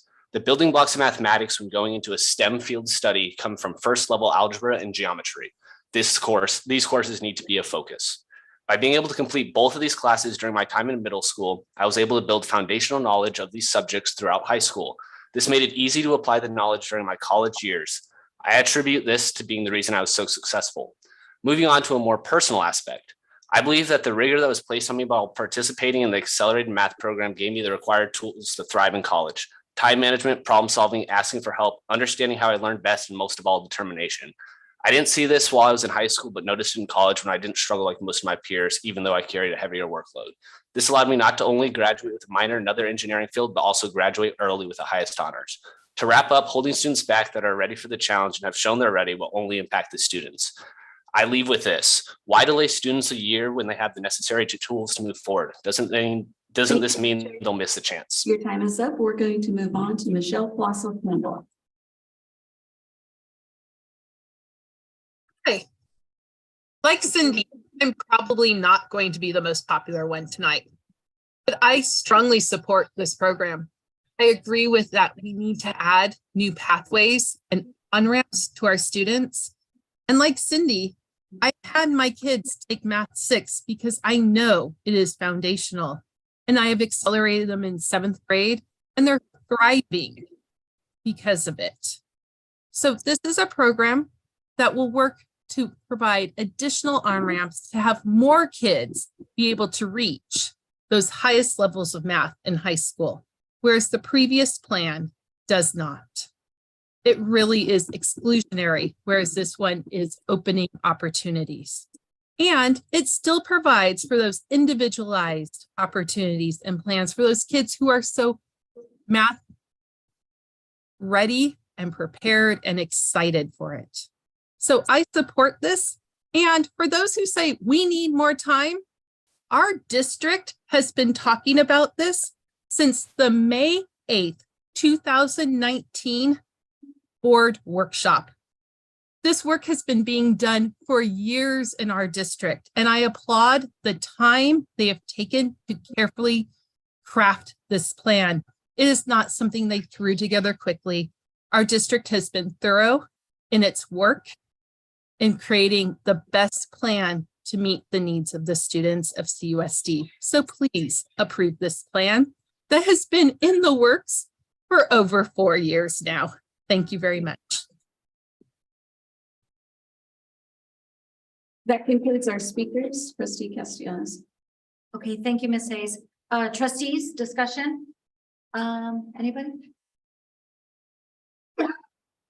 Okay, let's start with student advisor Joe. So really quickly, some of the school districts around us that especially students find as some of the most competitive school districts is Tustin and Irvine. I was really wanting to quickly ask staff whether we have, stats and information regarding how they are, because I know they're capped to integrated math 1 within middle school, which is the equivalent of algebra 1 for us. So I just want to know how they are doing, and I think that serves as a pretty good comparison in terms of having them as a standard and seeing how we can compare against that. So are there any stats that you can read to us kind of? So I mean, we look at CASP data. We also, one of the other districts near us that went to the exact high school compaction, Laguna, actually their AP scores over the last 4 or 5 years, their average AP score and AP Calc, AB and BC have gone up over that time while maintaining the same number of students enrolled in those courses. I think Irvine also is, we're always a little bit behind them, but their CASP math scores are successful. I think that the issue is we do a great job. I think this will provide more confidence and more depth of understanding for students to be successful in those higher level math courses and get more kids into math that maybe wouldn't be interested in math at those higher levels. And I also defer to my 2 colleagues if they. Okay. Okay. Just to piggyback off that, do you know what years those other school districts implemented their revised math pathways? So that's a great question. Most districts in Orange County made this move several years ago, 6 to 8 years ago. I mean, so in that sense, it's good because we have all sorts of programs to look at. Specifically talking about Laguna Beach, we could pattern those compacted high school courses after those 2 courses that exist and have shown benefit there. So some other districts, I think Karen knows specifics. I would say that most of the school districts, and I can offer in some examples from Southback specifically as a parent, but most of them made the adjustment after the 2013 math framework was adopted. And then the Math Common Core adoption of new materials happened in 2015, roughly 2014, 2015. And that's primarily around the time that they all adjusted to not skipping any standards, especially in middle school. And I assume there's a lot of students from those school districts that have gone on to 4-year colleges and getting degrees as engineers and working at NASA and things like that, right? How would you differentiate integrated math in Irvine versus the algebra 1 that's the plan here? There is virtually no difference by the time you get to the 3rd course. Math 3 is the same as algebra 2, almost to a topic. So the only difference is that their math 1 and 2 shuffles a little bit the topics of algebra and geometry so that you continue some of your algebraic development over both years while doing some of the geometry topics in both years, rather than saying, let's do a marathon of algebra and then stop for a while and do a lot of geometry. So there's not the actual content by the end of those 2 years is the same for both districts. And that's the only time when it's different. It takes, I think, more effort to maintain algebraic skills on a teacher's part during a geometry year, just simply because you're focusing so much more on geometry. But that's not a major issue in compaction, because in all cases, whether it's the compaction that say Irvine does with an integrated sequence, or the compaction that Laguna Beach does with the traditional sequence, it's the same number of topics being put into the same courses. So it would just, in a sense, the compacted course feels a little bit more integrated because, say, you're taking your geometry and taking some of algebra 2 and bringing it into that year. But that doesn't play a major role whether they're using one or the other. Thank you. Okay. Other trustees have questions? Trustee Balkas. I have questions and comments. My first comment is Alexander Bog. You ever seen the show Smarter Than a 5th Grader? I would not want to compete with you in that. One. So I am excited, and I made a note here about the rigorous redesigned sixth grade math, because many of us have been stating that that is what is needed. But here's what my concerns are, and these parents that are here and have spoken tonight about having their kids, you all know you're tired of my story. I have two kids, age 21, well now it's gonna be 22 and 24, both of them mechanical engineers. If my son could be here tonight to speak to, but no, he's at Capo mentoring the robotics team with his math skills. They would be opposed to this plan.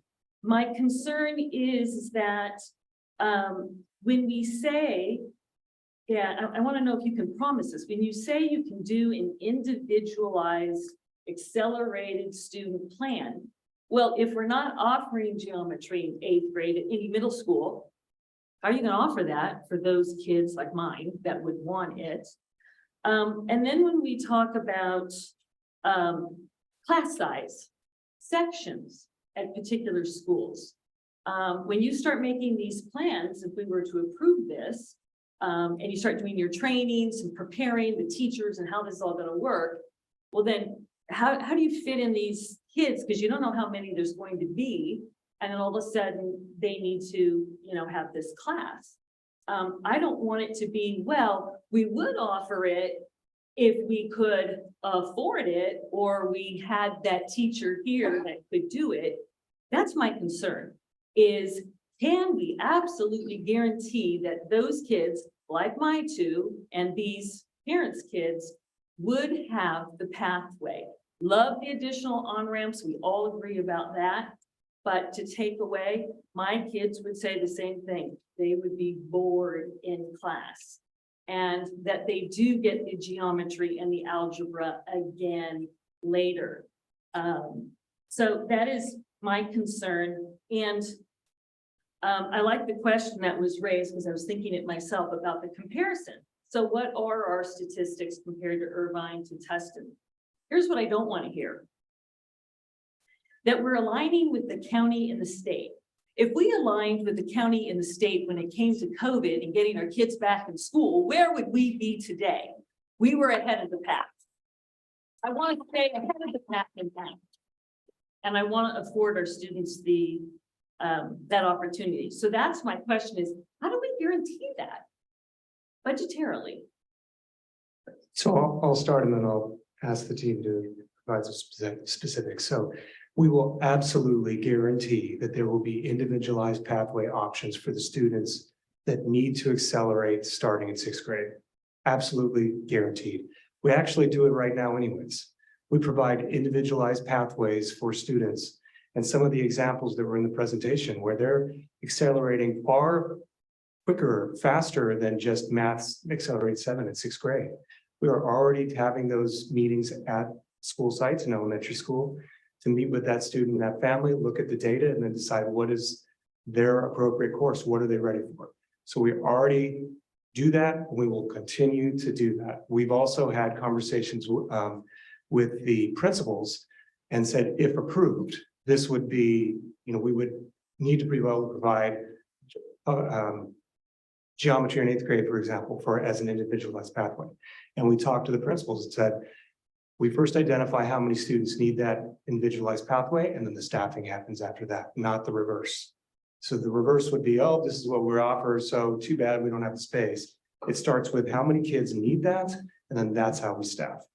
So that's already conversations we've been having with our principals. So let me just ask Dr. Urbis and Scotty, anything else? That's exactly accurate. We are, and that's why we put it in the presentation, committed to continuing to provide those individualized pathways, staff accordingly. And we do have students right now. We have schools that are too small to have their own geometry class, and we've accommodated those schools and those students already. So we have a plan for that. It's a unique situation for each student. So we want to have those conversations with the families to see what works best. I just want to end with, when people, besides myself, say their kids would be bored, whatever it is about math, the accelerated kids need to have fellow classmates at that same level. to continue. Because when questions are asked and time is taken in class with students that don't understand the concepts and all. I know it even related to my daughter taking science in 8th grade when we didn't have advanced science anymore. And 5 days were taken for the teacher to explain the math to do the science project. My daughter couldn't wait to get to high school to get real science.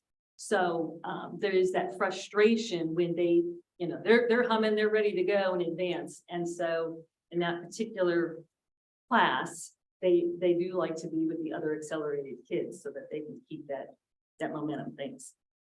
Okay. If I could, may I also Oh, yeah, just go ahead.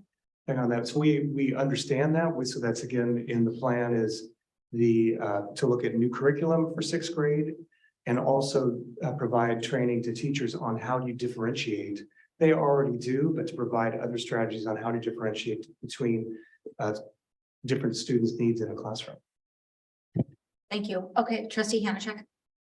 Thank you. First off, thank you to all the students and their families. You are the type of people that kept me up at night all through my children's middle school. In fact, because of you, I accelerated my older son when I shouldn't have. So, but what I'd like to hear is that you are reiterating over and over again, these are the people that are here. They're worried. They understand competition. They understand the end game. And you are reiterating that we make sure that an individualized plan is there for you. And I'm actually not worried about you because it will be there. We will serve you. And if for some reason it's not happening, we will hear from you. And that's important. We want that dialogue. But what we also want to understand is a student like John Hanachek, a gate identified young man who was in algebra in 7th grade. I didn't realize he had no foundation whatsoever. So this is 2003. He repeated algebra in 8th grade. What I didn't get is that demoralized him. He doesn't say anything. He repeated algebra. He now, in his head, cannot do math. He did geometry, sailed through it. But then algebra 2, and we at the time it was called lower comp, remember algebra 2 trig, honors. So what I'm loving to hear too is this bridge, this compaction, so that I'm not missing that algebra component. It was insane to have a year of geometry, go back to algebra and try to remember it. So luckily the school has always had that kind of a la carte,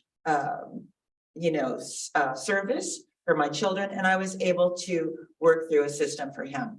The other one was on a normal acceleration algebra in 8th grade. He's an engineer. The other thing we need to really, really remember is, again, with your children, you have parents that are obviously well-educated. You have help at home. What we're seeing, and we saw it in the survey, our students are forced to have tutoring all the time.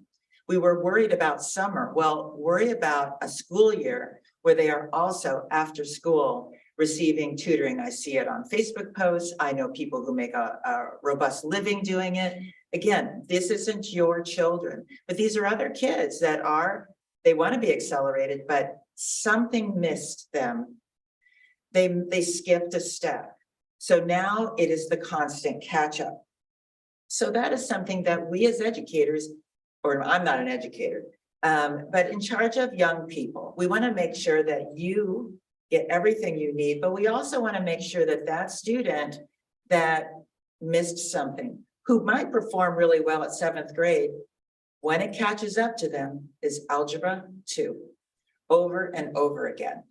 And so these are the things we know. This is the data we know. I am hyper competitive. The fact that Irvine, I do believe they launched this in 2015 and they perform higher than we do. So this is something that it does work. I would like to, I think there's a concern about being bored or the math 6. And I don't know if any of our teachers would like to address it, but in the elementary component, when we talk about differentiated teaching, if we could just take a moment to help parents who are entering 6th graders who know their kid is smart, who don't want them to be left behind, I'd love to hear how you might tackle that in a day in the life of a 6th grader. And then one final comment, we do need to know that places like Caltech, they don't care about our calculus. They throw it out. They make Caltech students take their calculus. So there's that. So there's all these different criteria. So I don't know if either our own folks here or one of our teachers could just briefly put ourselves at rest of that 6th grade math and what that looks like. Or someone from the Irvine Math Foundation, whoever would like to kind of walk us through that. If it's all right with you, we'd like to invite Leslie Whitaker and potentially Jen Austin to talk about what math differentiation looks like. Yes, Thank you. come forward. Thank you. I got to hear from the trenches. Thank you. I'm Leslie Whitaker. I teach 3rd grade at Essentia. And differentiation is a huge piece of what we're doing at Essentia. I actually had Mr. Parham's daughter last year. And so one of the big pieces in math is we're looking at how to develop depth and complexity. We're diving really deep into the math practices, which is how kids engage with mathematics. Often we think of math as the content standards. What can they do? What can they complete? What can they calculate? But really math is more than just the skills. It's also how they engage. Can they construct viable arguments and critique the reasoning of others? Can they model with mathematics? Can they attend to precision? Can they persist? And so there's all these different practices that help kids develop ways of thinking and developing chains of reasoning that transcends mathematics. And so when we have students, and we get them all across the board, from functioning at 1st grade to 5th grade, as far as their understanding of number sense, we look at developing that depth and complexity. For example, I had a student last year on the iReady test. At the beginning of the year, he came in at 4th grade and he exited at 6th grade. I watched him take that test and think aloud the whole time. It was really cute. He was whispering to himself the entire time. And he was like, this is the hardest test I have ever taken. He took the longest. I think he spent like 2.5 hours taking this test. I heard him reason through things he had never seen before because he had all this thinking and reasoning to back him up. He did not know the stuff, but he used his powers of deduction to get the right answer on multiple choice. And afterwards, he showed me his scratch paper and he goes, what does this even mean? Like vocabulary and concepts, but he could figure it out by deducing out of the 4 options and his number sense and understanding of reasoning. And so it's not always about the complexity of the equation they can solve, but the ways that they develop their argumentation and their development of the concepts along with that procedural fluency. Does that answer your question? Yeah. Okay.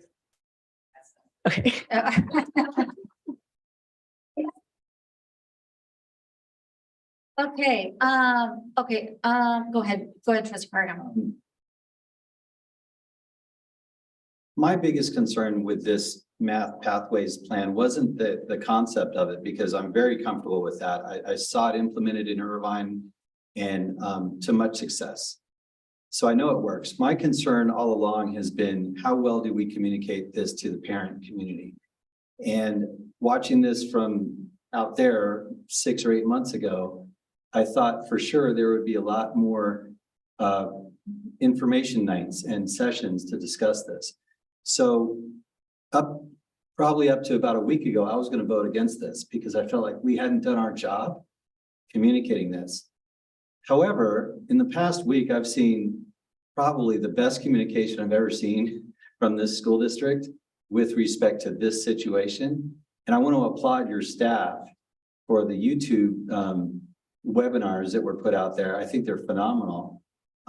They answer a lot of questions, even questions that I have from accelerated math teachers in Ladera and in Tesoro, questions that have already been answered. The main question, I think, for them, and I won't name names, but is to make sure that what is the criteria for those advanced kids in 6th grade to be able to go to 7th grade? And how soon can you come up with that criteria? I understand that you need to move forward. Time is not our friend, but I'd like to see you nail down that criteria in the next few weeks and make it very clear and communicate that. Because all those kids out there, they will likely be in that accelerated program. They just need to know that and what it's going to take to get there. But we're talking about the other 5,000 kids, that'll probably go through the regular process of Math 6. And I think if you are as skilled at rolling this out as you are at communicating the way you did over the past week, I know this is going to be a great success. So I'm excited for it. I think it's long overdue here. And I think this will give a lot of opportunity for a lot of kids that wouldn't otherwise get it. So thank you for doing that work. Thank you. I'm gonna go to the student advisor, Joe, because I know you've had your, and then I'll go to trustee Davis. Sir, actually, do you want to go trustee Davis? I have kind of like a long. You sure? Okay. All right, sorry about that. Can we go to the slide that shows the pathways with all the bridges? Like the arrows. Perfect, that's good, thank you. So I want to preface that I'm an AP Calculus BC student right now, and I see some of my peers in the crowd. And you know, I kind of sampled them, I kind of surveyed them and asked them about this math plan. And it's completely understandable for students to be frustrated, confused, and you know, kind of mad about this new plan because it changes the status quo. What I did was I went 7 accelerated, algebra 1 geometry, and then I went algebra 2 trig, AP stats, pre-calc, and then now calculus BC. So that was the plan that I was on. And for our class, you know, it is true that a lot of kids will not have problems with that plan. And that's completely valid because there are so many kids who are so talented in this district that that plan was perfectly suitable. The thing that this plan kind of shows is that you do indeed end up in the same place. And there, of course, is the concern that 6th grade, 7th grade, and 8th grade are going to become too boring for kids. And something I want to ask district staff was actually, when you guys talk about staffing and if there's enough kids, when you talk about staffing, let's say there is enough kids that dictate that that's necessary. Would there be a class implemented, or would that be more of, are we talking about like online staffing or high school staffing? Like locally at a middle school? Yes, so that we would get the numbers of students that needed that class, and then we would staff it like any other class. So we then offer that section that would be at the site. So it would still be possible that geometry exists within middle school? Yes, if we look at all the individualized students and their needs, and that's what they need, that's what we would staff it at. Okay, so that's kind of my thing with this plan is the flexibility of this math plan. And I think that's something that I was talking to Dr. Irvis yesterday, and we went through like an hour and a half just to talk about all the kind of niche details that exist within this plan. And ultimately, it is very flexible. And as you just heard, there is the possibility that geometry still exists within middle school. And I think that with, you know, parent turnout and student turnout today, that's a very likely possibility that it will still exist. And when there's a will, there's a way, right? Even for those who don't, let's say it doesn't happen. If we take a look at the 8th grade to 9th grade bridge, or not bridge, but those 2 blocks, right? From algebra 1 to honors geometry. Something that isn't highlighted here, but technically is possible, as I talked to Dr. Irvis, it's not technically recommended, but is you can still take honors geometry over the summer. And something that I wanted to address is honors geometry can be taken in conjunction with health, because health is still a requirement, even though that would be sort of a stress. But if you're up to that task, it can be done. In that case, this plan actually accelerates kids beyond what's currently possible, because then you would take honors algebra 2 pre-calc in 1 block, and that frees up the next 3 years for AP calc, AB, BC, stats, so on and so forth. Of course, it's not recommended, but it offers the flexibility to do so. And I know that it's not optimal to take any mathematics class over the summer, but it's a pathway. And again, I think the most important thing was the question I just asked, is that it's still possible for some of these advanced classes to be implemented within middle school. And that was one of the biggest things, because when I first heard about this math plan, I'm not gonna lie, I was a little bit opposed to it, because I was saying that my status quo had worked for my peers and my students. Why shouldn't it work for future generations? But upon hearing that you can still achieve essentially the same things, it sounds more appealing and it sounds more doable. I think there are genuine concerns in that, you know, some like Math 6, I think we will have to work really closely with teachers in order to figure out a way that students are not bored and are not being dragged down by peers, which is a valid concern for very accelerated students. And again, there is the individualized acceleration path. But something to note is that when you take something like honors algebra 2 and pre-calc, and there was a concern raised about this to me, like the first semester of pre-calculus is basically just honors algebra 2 review. So when people are talking about how this block is too crammed or how this block is too compacted, it's actually a fairly reasonably thought out compaction where you have honors algebra 2, which is actually split between honors geometry as well, plus pre-calc, and pre-calc has that review of honors algebra 2 anyway, so it's not that much of a compaction, but is still, you know, a pretty rigorous class. And I think ultimately this plan demonstrates that you do end up in the same place that we are now, because you could take up to honors algebra 2 pre-calc in 10th grade, and then 11th grade, let's say you take AP calculus, and you can take AP calculus BC in 11th grade, and then 12th grade you can take AP stats. That is a pathway. The ultimate differentiation is whether you're doing this for a rigorous math class within the school district, or if you're doing this for college applications. And those are, in my opinion, are two completely separate things, because if you want to talk about college strategies, there are different college strategies to utilize. There's a lot of schools that it might be beneficial that you don't take AP Calculus BC until your 12th grade year. That's a genuine fact that, like, if you think you should wait to take that class, and because your AP scores won't get shown on your college application, you should wait. So it's a completely different thing if we're talking about, look, we want to challenge our students versus, look, we want to get our students into the best college. And ultimately there is some overlap, but if you want to talk about those overlaps, then you should be ready to take summer bridges and some sorts of those things. Well, I just wanted to say kind of that there is heavy nuance to this, and especially for kids in advanced classes such as mine, where, you know, many kids were like, why are we doing this? Like, this is ridiculous that this is being implemented. But ultimately you do see that you end up in the same place. And yes, it is slow, but again, we've heard geometry is still a possibility to be implemented in these classes. So again, like I said, when there's a will, there's a way, right? So like, if enough students truly feel that they are accelerated, and I feel like that's a genuine possibility, especially at schools like New Hart, Ladera, to have these classes implemented, these classes will be implemented, right? Like districts. Yeah, so the number of students that need that class will drive the staffing. And like, for example, right now, if a school doesn't have the number of students to have a class on its own, there would be options. There is a class currently, there is a school, middle school currently right now that does not offer a geometry section because they don't have enough students currently right now. And so then we then provide different options for those students. If they have the number of students for the class is offered. Could you elaborate on what options you give those few kids currently? Yes, so one option is a 0 period at the local high school. Another option is Capo virtual, and we would look at each one individually, and we'd look at options to staff to support those kids. Okay, right. All right, trustee Davis. Okay, well, first of all, Alexander, Jameson, Hayden, you rock. Thank you for coming and speaking to us tonight.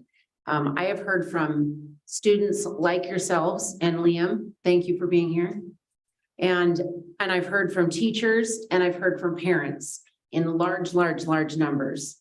I taught kindergarten through 6th grade. So I taught 5th grade and what that looks like moving into 6th grade. I taught 6th grade math and science. So I know what this looks like. I know that I think 6th grade math is one of the most difficult courses that students take if math is not their strength. So speaking of the students, Alexander, Jameson, Hayden, and Liam, that's not you. And we have a lot of students like you that really care about math, that really want to excel. And Alexander, your list of the things that you've already done in the last 4 or 5 months of school is incredible. So good, you're right. Yes, it is. And so we need to make sure that this happens. And to me, the only way that we will make sure this happens is that it remains a pathway. So us saying that we will make sure that we hit Alexander, Jameson, Liam, and Hayden isn't enough. If we don't have a pathway, then it's not gonna for sure happen. And that's a tricky part. And so taking that away from accelerated students is a very big concern for me. I love the on-ramps. I am all about having everyone get on wherever they are ready, because that's what education is. It's a lifelong journey, and we all need to be able to on-ramp wherever we can. So I love that. I'm thrilled with that. And any way that we can add it is great. I don't love that it's a summer bridge and that we need to take it over summer and looking at it as a 0 period, or that they're going to take it online, because we know why math maybe didn't fare as well over the last few years. It's best when it's in person and you can be engaged and navigate through that. I think we need more details and metrics and how the bridges would work. I appreciate Trustee Barham's comments.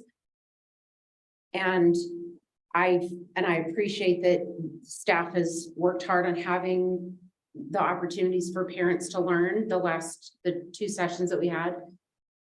We should have had that over the last 6 months and not a few days before a vote.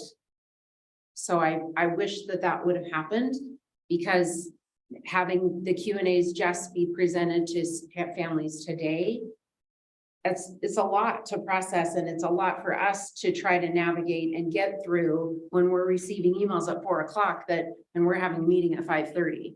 So it's tricky to be able to navigate and have all the information that's properly needed.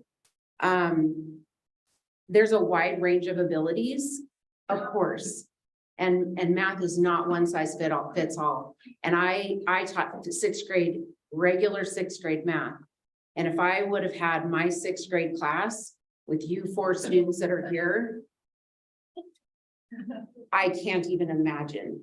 And I was pretty good at differentiating, but it's really, really difficult. So my ask, I would love to approve all of it with the addition of adding the current pathway where we have 6th grade, which is what, math 7th accelerated for 6th grade students that are at that level that they can be challenged. I have 30 families that have sent me their 5th grade students, iReady, and where they are and the concepts that they have addressed and that they've covered this year, 5th grade, getting ready for 6th grade.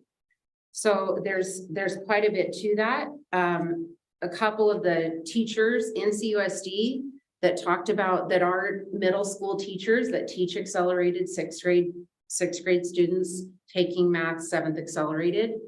And that they see that this has been in the works for a long time. When 5th grade teachers were forbidden to teach accelerated 5th grade students, the 6th grade standards about 10 years ago, having used 6th grade textbooks previously. So there's some wondering about how that, why that, and ways that we do that. It artificially closes the achievement gap by slowing down the faster learners, requiring them to stay at grade level when they're at least 15 to 20% of students who are very capable and willing to be challenged and want that challenge. There's always going to be, to Amy or to Trustee Hamachek's point, students that take a class because the rest of their group is taking a class and maybe that's not the right placement for that student. That happens. And I don't know that there's really a solid way to go around that. It's tricky, but that does happen. It's mentioned that some 6th grade standards, expressions, equations, proportions, statistics, probability are missed by 6th graders, but a solid 7th grade accelerated teacher will cover all those concepts, and they cover them all in a short period of time, meeting the needs of the students that are there. I'm also all about keeping this as a pathway with a 6-week program where you move out and you go back to a different class, and that's no problem. So I think there's so many ways that we can do it. I just feel like as educators, we need to offer more opportunities to challenge those that are ready and not take away. And again, all about on-ramping every which way in any way that we can. Wholeheartedly disagree from removing the accelerated option. Another 7th grade. I've taught math 7, math 7 accelerated, math 8, and algebra 1. And this teacher talked about putting our highest achievers in 6th grade in the same classroom as students who are struggling will be a disservice to all students in that classroom. The differentiation required for math 6 teachers is also unconscionable. Many times the high achieving 6th graders outperform the other 7th graders in math 7 accelerated and even the 8th graders in math 8. One reason the accelerated pathway will be removed for sixth graders is due to a survey given to seniors who are on the accelerated path. They explained that they face difficulties on this path, but we did not have a control group. And I really just felt like that the survey was really not mathematical, and being that this is math, I feel like we should have had a little more mathematical survey. All concepts in Math 6 are taught in Math 7 Accelerated and Algebra 1. So I mean, I can't tell you the amount of hours that I've spent looking at all the different ways that this happens. And again, I really appreciate everything that staff has done on this, and I love this, and I love the on-ramps especially. But I wholeheartedly would approve this with the addition of keeping sixth graders that are ready to be in Accelerated Math 7. Okay, I know trustee Jones, you have a comment, and then I want to call the vote. So go ahead. Yeah, sort of quickly, my husband and I go out hiking almost every morning, and we go on this path that has these, I don't know what they're called, the logs on each side. You can't get off the path. So I don't like really the term path, because it does kind of mean to me that you've got these things. I like the term options better. So people are saying, why are we doing this? Well, we have some, as trustee Davis has pointed out, some very amazing students here tonight. And there's a lot of amazing students in a lot of different ways, talented in many different ways in this district and here tonight. But who is not here tonight? Who's not here tonight is the students who had to take sixth grade math, didn't qualify for seventh grade accelerated, and then were stuck there. And there was nowhere for them to go. And they couldn't get into algebra until ninth grade. That's who's not here tonight. And the reason we're doing this, and it actually kind of surprises me that it's only a little more than 4 years we've been talking about it. I would have said 6, because it's a long time we've been talking about this. We are not rushing into this. We've been talking about this for years. So that's why we're doing this. We're looking for ways to allow more students who maybe were not all that advanced in 5th grade or whenever to eventually get into a more accelerated path and take at least calculus AB in high school. That's what the goal here was. So is anything being taken away? I vehemently say no, nothing is being taken away here. Math 7 Accelerated is still an option here. And I think even more, I'd have to look at that last slide. And yes, there will be probably some of our smaller middle schools that do not have geometry. But there, you know, as Dr. Merwin has said, we will continue to accommodate the highly, highly gifted student. And I'm just going to take a sidebar here. I'm not a highly gifted person. I grew up with a sister 5 years younger than me. And the last time I was on the same level as her, she was 3 and I was 8. So I know about this. I know about living with a highly gifted individual. Anyway, truly, she was 3 and she could play the piano. We gave her a toy piano and she could play it. It was an amazing thing. Okay. Let's see what else. Oh, we will indeed need more details and things about how you qualified for the other options, but we need to get through this meeting first, because the staff isn't going to go into all of the, you know, the nitty gritty of how we do all this stuff, all the fine points, until they know that the board says yes, until we say, okay, go. So yes, we're waiting for some details, but we have to get the basics out there. The board has to say, yes, in general, we agree with this. Go ahead and give us more details. So I'm prepared to vote for this tonight. And thank you for being here. I move approval with allowing Math 7 Accelerated as a pathway and not an exception for Doogie Howser students. Okay, are we already?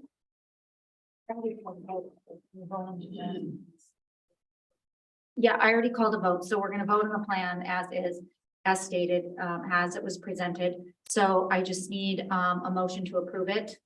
Move approval. Okay, trustee Anachek, seconded by trustee Jones. Okay, this is a voice vote, so all in favor?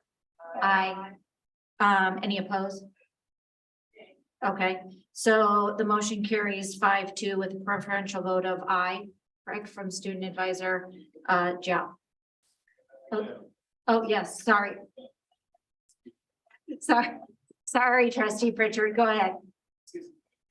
Oh, can you put on your mic? Yeah, thank you. 55,000 you're asking for seems like a small amount for the kind of robust, whatever you want to call it, revisioning, whatever Ed Speak tells you to say it. But that kind of operational seems like you double that in within a few months.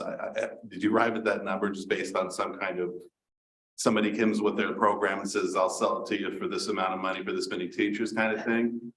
Thank you, trustee Richard for asking. I know actually the staff we've calculated, for example, a release time for teachers for trainings as well as different training contracts. So did you want to share a little more detail?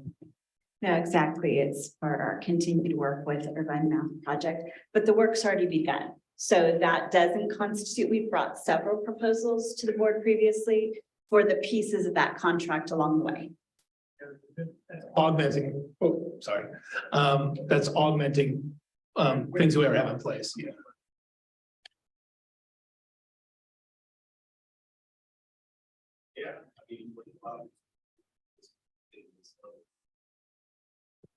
So in other words, trustee Richard, how much in total with including the other agreements with Urban Math? Do you have a? So it's not going to be exact, but off the top of my head, 2 previous chunks of money that would be similar to that, what's in the proposal tonight. And that doesn't include when we adopt curriculum, that's a separate proposal that was always on the plan. So that would be separate money set aside specifically for textbook adoption. Does that answer your question? So we previously probably had contracts for math staff development in the last 1.5 years of approximately $120,000, but I would need to check. Okay, so this brings it closer to $200,000. Okay, we are moving on to discussion item 4.A3, first reading board policy 5121.1, grades evaluation of student achievement. I'd like to recognize Dr. Merwin, Associate Superintendent of Education and Sports Services, to present this item. Thank you, President Castellanos, trustees, interim superintendent Hampton. Staff presents item 3, first reading board policy 5121.1, grades evaluation of student achievement. So staff brings a revised board policy for consideration in response to trustee direction at the June 23rd, 2021 board workshop. So once this board policy is approved by trustees, we will then begin working collaboratively with teachers and administrators to develop administrative regulations, which will provide more specific guidance and consistency in grading practices district-wide. That work will be done collaboratively with our teachers and administrators. So Dr. Johnson is available to assist with questions with this as well. This is the first reading this evening. Staff recommends approval. Okay, speaker cards. We have one speaker card with us tonight. Former trustee Martha McNicholas.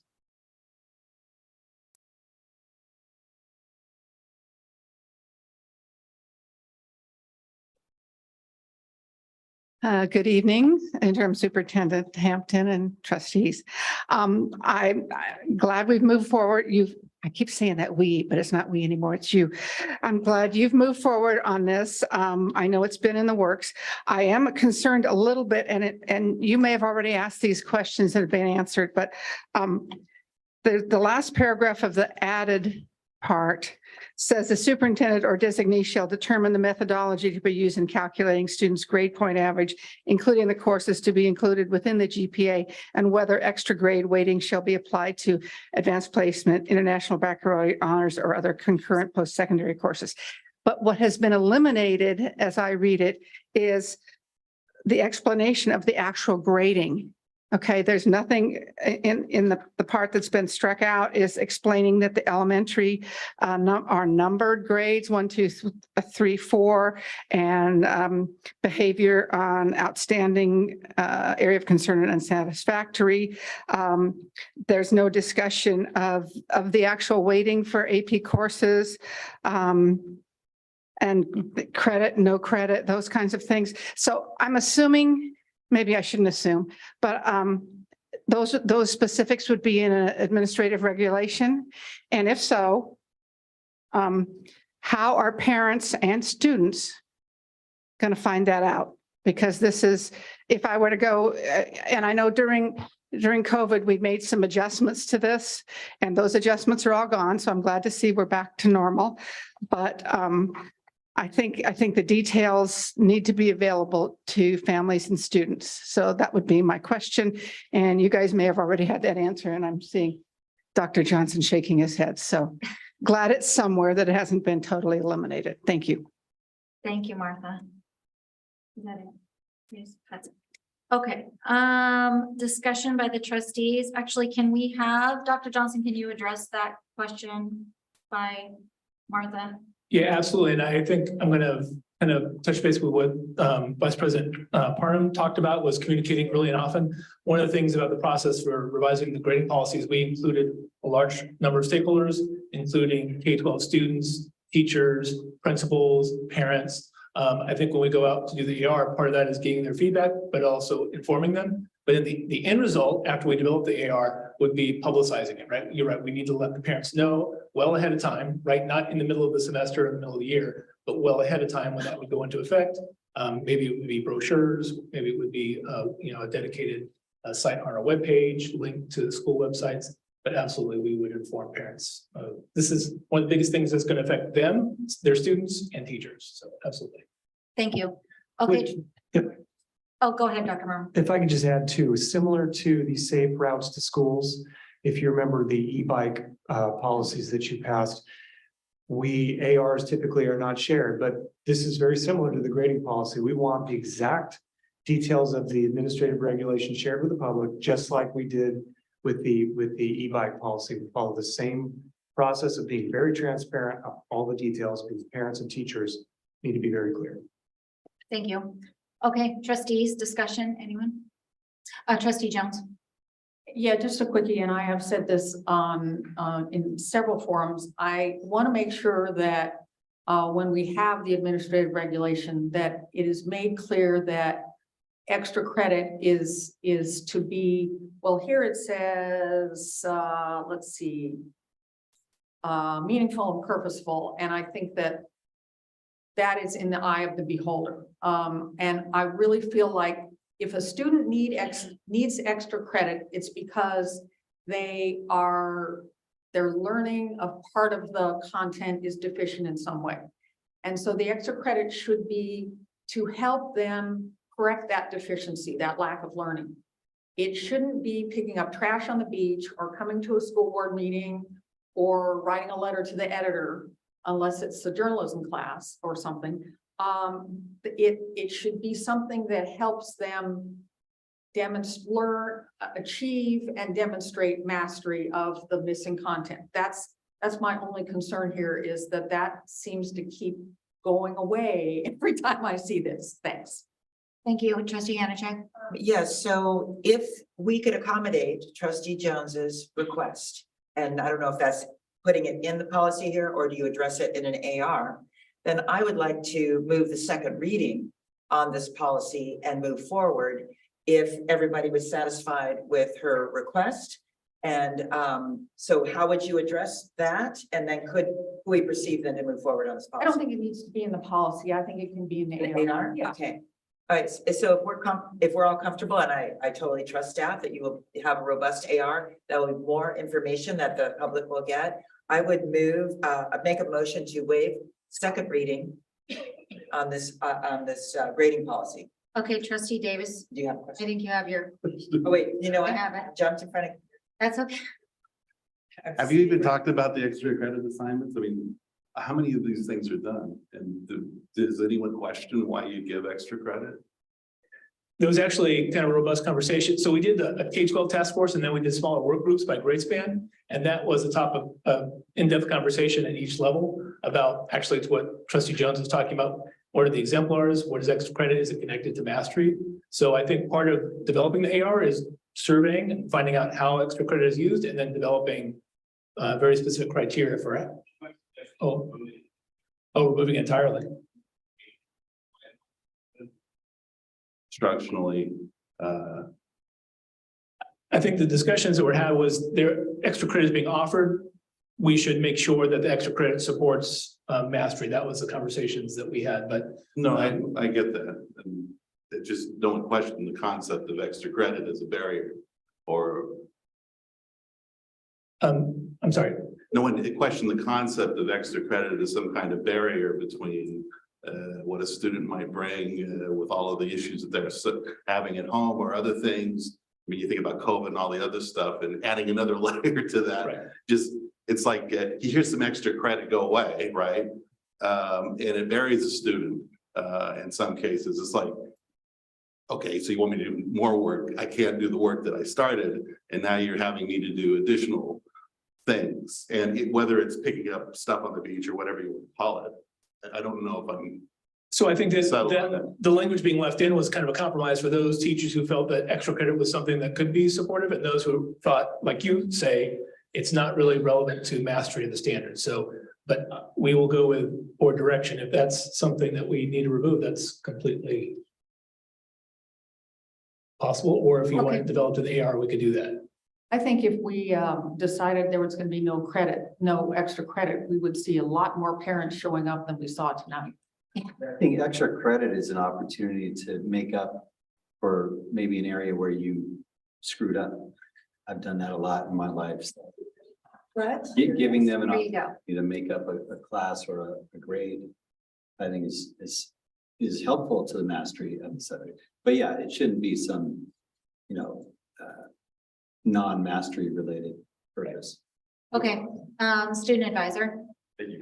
So I agree in that, it should be related to the mastery, but I think the thing is, a big part of when we went over the AR, when we went over the board policy in determining what we should put into language, was that students should have the ability to have retakes, and students should have the ability to demonstrate that they can master something, even though it might not be on the first try. So this was a big point that we really want to emphasize, was that I think retakes in the future should be a big thing, because it's like, if you don't hit it the first time, you're playing catch up the entire way. And that's something that extra credit. Right.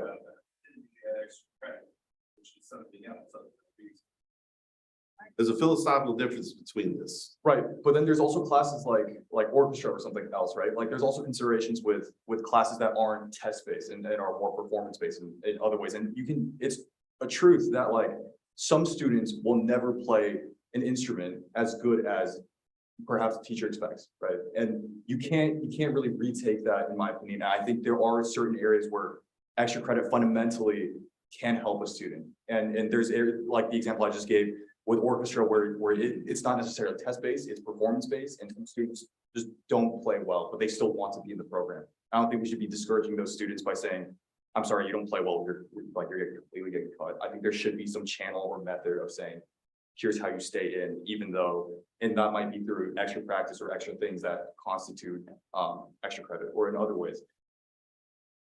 Okay, thank you. I have a motion on the floor by trustee Hamachek to move the second reading. And I still have that motion. I just have a quick comment too. And I totally understand Dr. Pritchard's point about the extra credit. We used to use it oftentimes if our children were sick for long periods of time. It helped catch up. But I think the point is that as long as we clarify what extra credit is, what's the function of extra credit, that it also allows a teacher who understands that student. We talk about differentiated teaching and learning. They may still need that mechanism with which to support that particular child. As long as it's not punitive or used as some way, because the mom's going to color it all in for, okay, so I tip my hat on that. But so anyway, I think if we're still good, and I totally understand, if you feel confident, that motion stands to waive the second reading. Okay, trustee Bolkus, did you have a comment? No, trustee Davis. Yeah. So, just as far as order goes, are we to finish this and then discuss? Or because we do have a motion on the floor, but we've had like 12 people speak since then. Do we usually? finish? Well, I know you haven't had a chance to speak, so I was giving you a chance to speak, and then I was gonna hold it. This is just a voice vote, but we're gonna. Why don't I second it just to get that out of the way? Okay, thanks. Then we move to discussion, right? Okay, all right, so I absolutely echo former board president. And how important it is that we find out the methodology, right? And that we share that out with parents, credit, no credit, and what that looks like. And I am in support of extra credit, especially when it's something mastery. And I'm absolutely in support of retakes because I think in that is the process of learning. So I would like more in that in here. Okay. Okay, so we have a motion on the floor, moved by trustee Hanachek, seconded by Jones. This is a voice vote. This is a motion to waive second reading of board policy 5121.1 grades evaluation of student achievement. All those in favor? Aye. Okay, any opposed? Okay. Okay. The motion carries 5-2 with a preferential vote of aye from student board member Zhao to waive the second reading. Now I'm going to need a motion to approve board policy 5121.1 grades evaluation of student achievement. Move approval. Okay, moved by trustee Hanachek. I need a second. Seconded by Jones. This is another voice vote. All those in favor? Doesn't it have to be unanimous vote to waive first reading? But we don't. I think you're right. It does. It does, but it would come back on consent if it passes. Oh, I see. Yeah, it could come back in open session. So either way. So then I need to rescind my motion. No, all the motions can stand. It's just in policy that if you do not waive second reading unanimously, then it automatically comes back to the next board meeting on consent. The board could further give direction to bring it to open session. But currently you've passed it, waived second reading. You've passed it. To approve it, it would just automatically be come back on consent. Then you would have the opportunity to pull it if to be further discussed. Yeah. So hopefully by then they can add additional material that might. Okay. Did you, I'm getting there. Sorry. I don't even know where it was. Okay, let's start here. We have moved by trustee Hanachek, seconded by Jones. All those in favor? To bring it back, yes, aye. Okay. Did everybody, any opposed? Okay, so motion carries 7-0 to bring back board policy 5121.1 grades evaluation of student achievement with preferential vote of aye from student board member Gel. Is that correct? That's correct. It'll be okay on consent. Okay, perfect.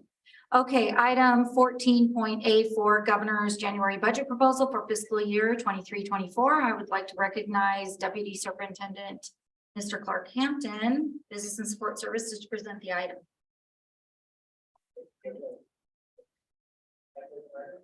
Oh, there it goes. Thank you, President Castellanos, trustees. So every year, the governor is required by the state of California to submit their proposal for the following fiscal year. So the governor recently made his proposal for the fiscal year next year, 23-24.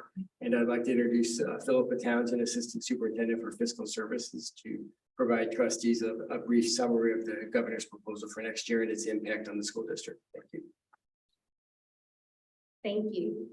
The proposed state budget for the 2023-24 fiscal year was released on January 10th. And unlike the last few years, this budget contains very few significant changes to the current budget. Funded COLA for 23-24 is 8.13%, which is higher than the originally projected number of 5.38%.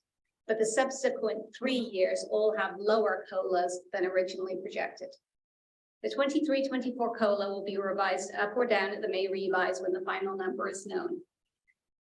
Of the 3.5 billion recently allocated to the arts, music, and instructional material discretionary block grant, a reduction of 1.2 billion has been made in order to fund the 8.13% COLA. This loss will force a change to the proposal that staff represented to the board in December, where instead of extending smaller elementary class sizes through the 27-28 fiscal year, it will only be funded through the 26-27 fiscal year due to the loss of the $9 million from the block grant. Included in the budget is $100 million in one-time funds, which is approximately $200 per 12th grade student to enable schools to provide high school seniors with access to cultural enrichment experiences by facilitating museum visits, access to theatrical performances, or other participation in extracurricular art enrichment activities. There is also a new equity multiplier add-on to the LCFF proposed, but only schools with above 90% free meal eligibility are funded, or 85% for high schools. CUSD does not have any schools at this level of eligibility, so we would not qualify for any of that money. There is no proposal to reduce the adult to student ratio for TK classes from 12 to 1 to 10 to 1, as was originally discussed last year. This is likely as a result of lack of funds and also because of the tight job market, making it difficult to staff those classes. With this budget proposal, the governor has not dipped into state reserves, but he did need to take back 1/3 of the arts, music, instructional material block grant to make it work and to fund the 8.13% COLA. If the country enters even a mild recession, the state will either need to cut spending, dip into reserves, or a combination of both. And that's all I have for that. Is there any questions?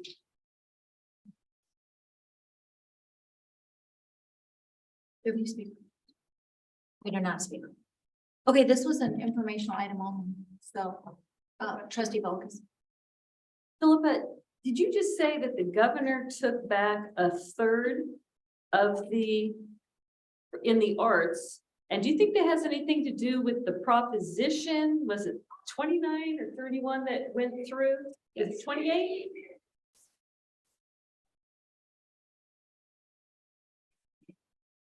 I didn't read that, so I don't know. Trustee Jones, you don't have your mic on. Yes. So- The proposal originally that we heard was that he was going to take back money from the ELOP grant because that was so well funded. But that isn't what happened in the end. So I think that probably did have an effect on it because he knew that schools already had this additional funding stream for the arts. Go ahead. And I'd like to point out, this is just the governor's proposal, so there'll be a lot of discussions in Sacramento legislature, and then there'll be the May revised, which will probably look a little different. So trustees get this information from Capital Advisors, and Capital Advisors did tell us, I'm sorry, but I did read it this week, that it was because of Prop 28 that he clawed that back.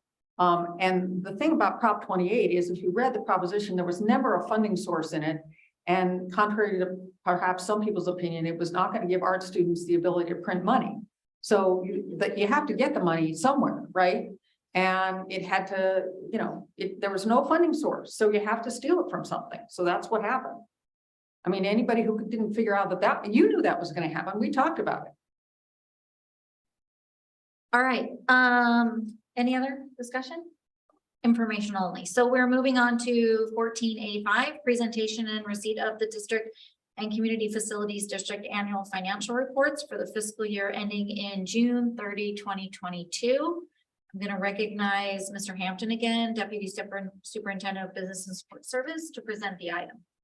Thank you, President Castellanos, trustees. So again, I'm going to introduce Philippa Townsend, the Assistant Superintendent for Fiscal Services, who will be here for questions, and she will also introduce you to our auditor. Thank you. Every year, the district financials and our community facilities district financials are audited. This audit presentation tonight is for the year ending June 2022. I would like to introduce Jeff Nigro, a partner from the audit firm of Nigro & Nigro, to present the two audits. Good evening. Thank you. Board, members of cabinet, everybody. It's my pleasure to be here tonight in person. I think we did the last couple virtually, but it's good to be here.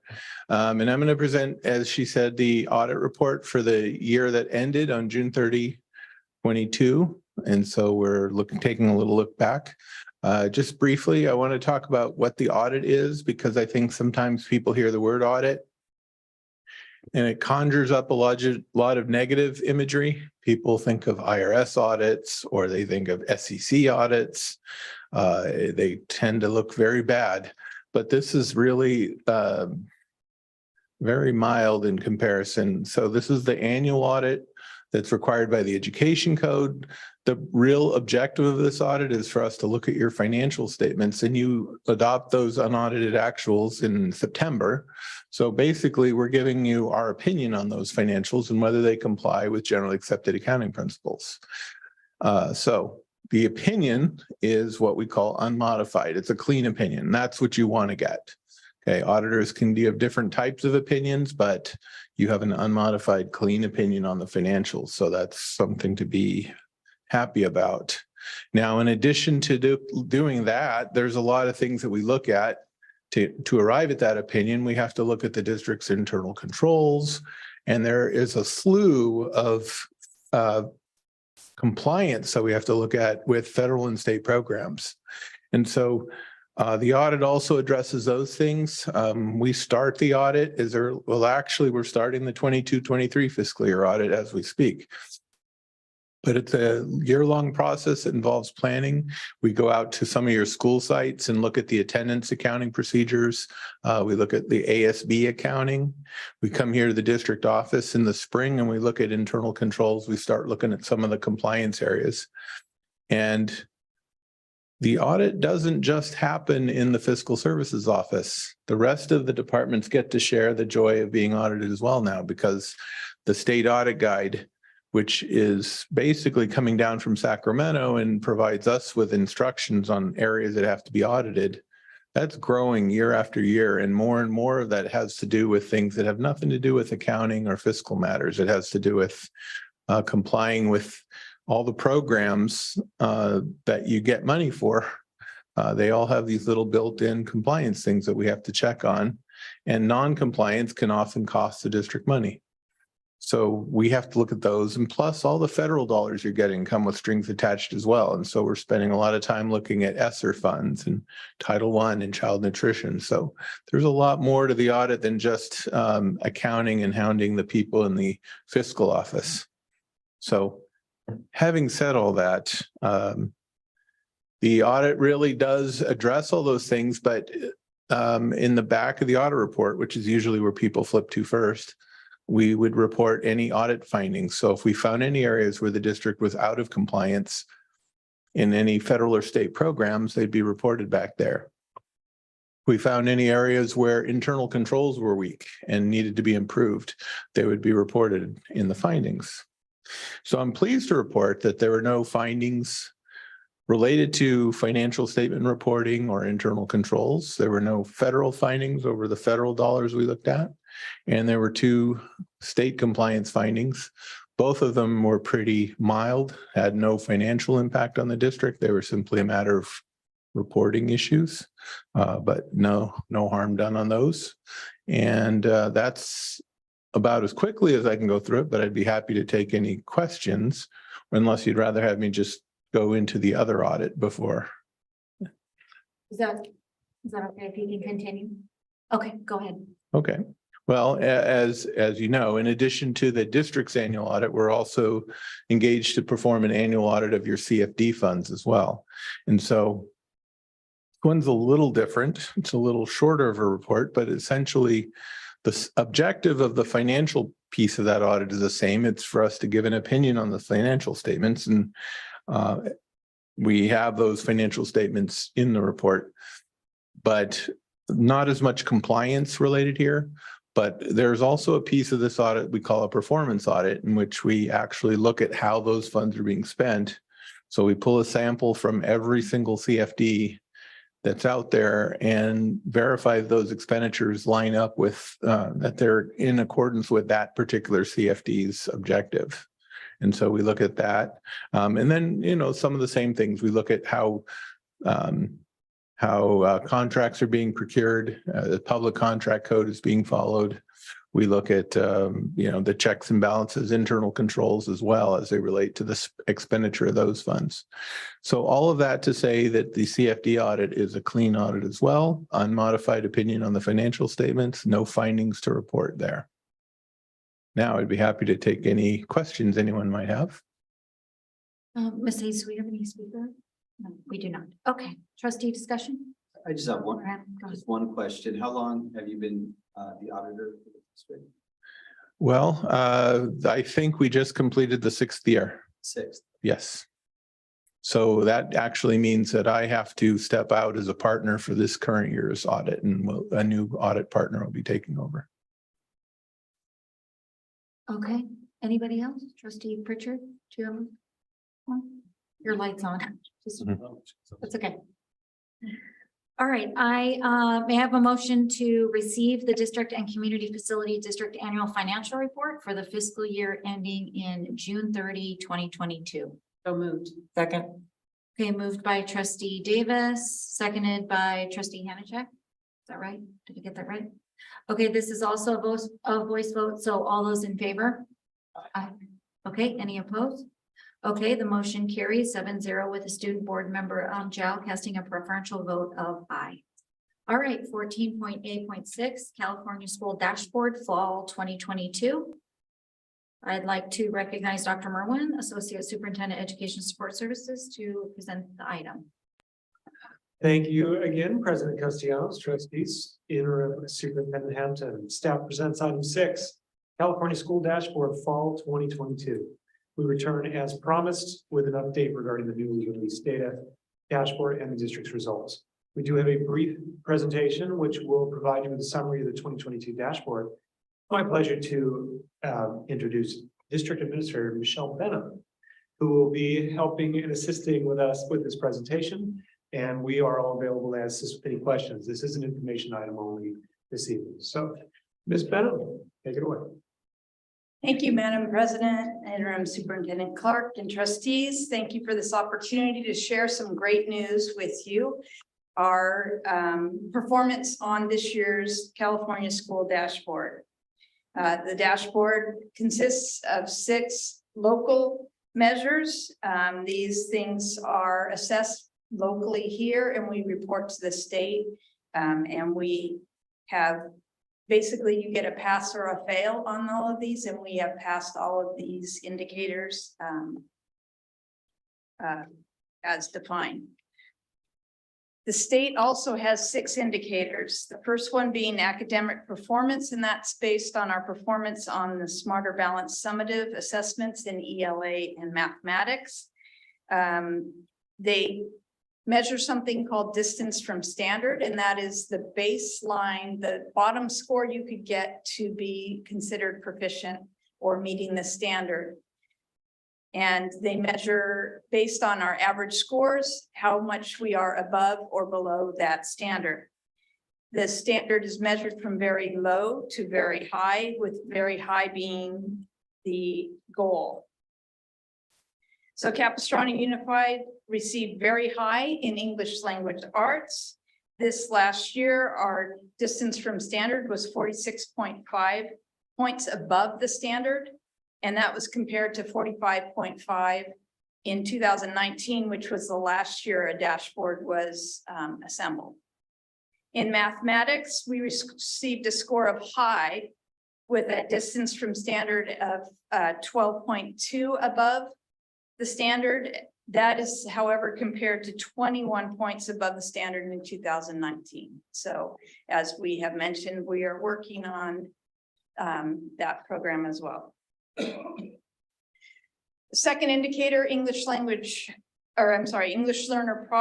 progress is measured by how far students advance from levels in the English language proficiency for California assessment. And that's the assessment that all English learners must take every year.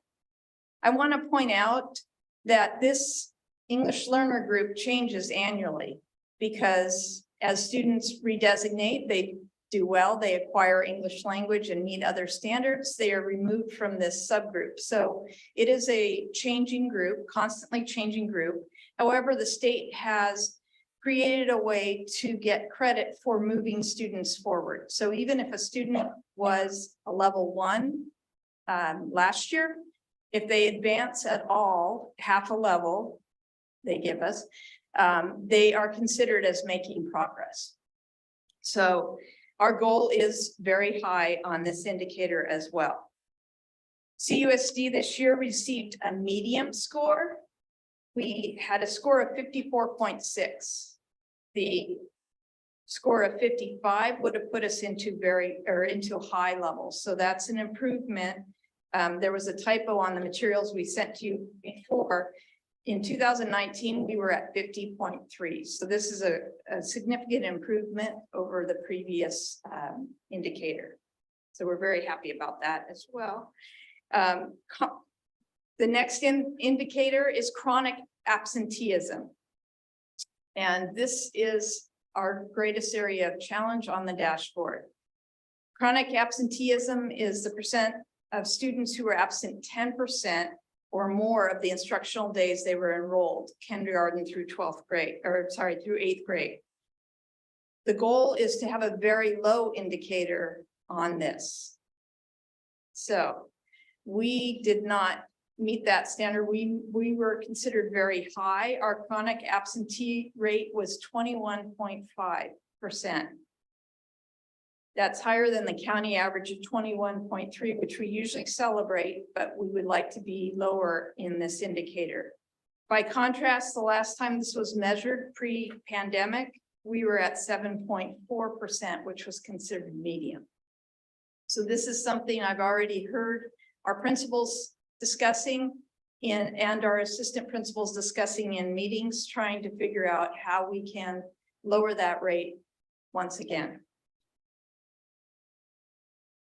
Graduation rate is the next indicator, and that is the number of students, or the percent, sorry, of students who receive a traditional diploma in grade 12, either in 4 years or in their 5th year. So we have late completers. They are also given credit. I did want to note that the special education certificate of completion and the high school equivalency certificate do not count in this as having completed high school diploma. Scores range from very low to very high, and very high is the target. CUSD received a score of very high for the graduation rate. Last year's graduation rate was 95.9 compared to 95.8 in 2019. So we are holding steady at a very high rate of graduation. We did have 2 schools that were in the high range instead of the very high range. It's important to note that with Cal Prep Academy, especially during the last few years, they had a lot of students coming in and out of those schools because parents were choosing alternative programs, and that skewed their data from the previous year. All of our other schools, including Union High School, which I think is quite commendable, were in the very high range. The next rate that they assess is the suspension rate, and that is any student who was suspended for at least 1 day in kindergarten through grade 12. It's important to note that if a student was suspended for more than 1 day, they are only counted once. So these are unique individuals. And the goal on this is to be very low, obviously ranges from very high to very low. We received a low for this indicator.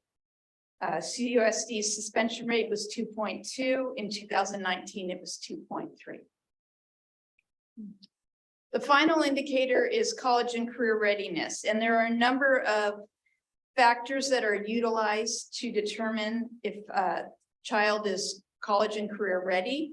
And that's the graduates that they're measuring. Because in 2020, we were given the option statewide to use local assessments instead of the SBA to assess our juniors, last year's graduates. We were not able to, the state was not able to come up with the college and career indicator for this year, because most of these indicators require passing the smarter balanced assessment in addition to one of these criteria. So for this year, it is not reported on the dashboard. In the 2023 dashboard, it will be a status only. In other words, it will be just hot, very low to very high. And that is a very, very quick overview of our performance on this year's dashboard. We're available for questions if you have any. Thank you. Ms. Hayes, any speaker cards? No. Okay. Trustee discussion? Trustee Bilkus. Thank you for that presentation, Michelle. I have two questions. While the whole dashboard is for K through 12, how come it's only kindergarten through 8th grade based on chronic absenteeism? I do not know that, but I will get back to you on that. Okay. So I think I can answer. So the high school graduation rate is what they use for kind of connecting this to school and participation. So that was in a webinar several years ago, pre-pandemic. But so that's why they use graduation rate for 9-12 and then chronic absenteeism for K-8. And yet we just had our student advisor talk about, you know, the aptitude or the thought process in high school and ditch days and that sort of thing.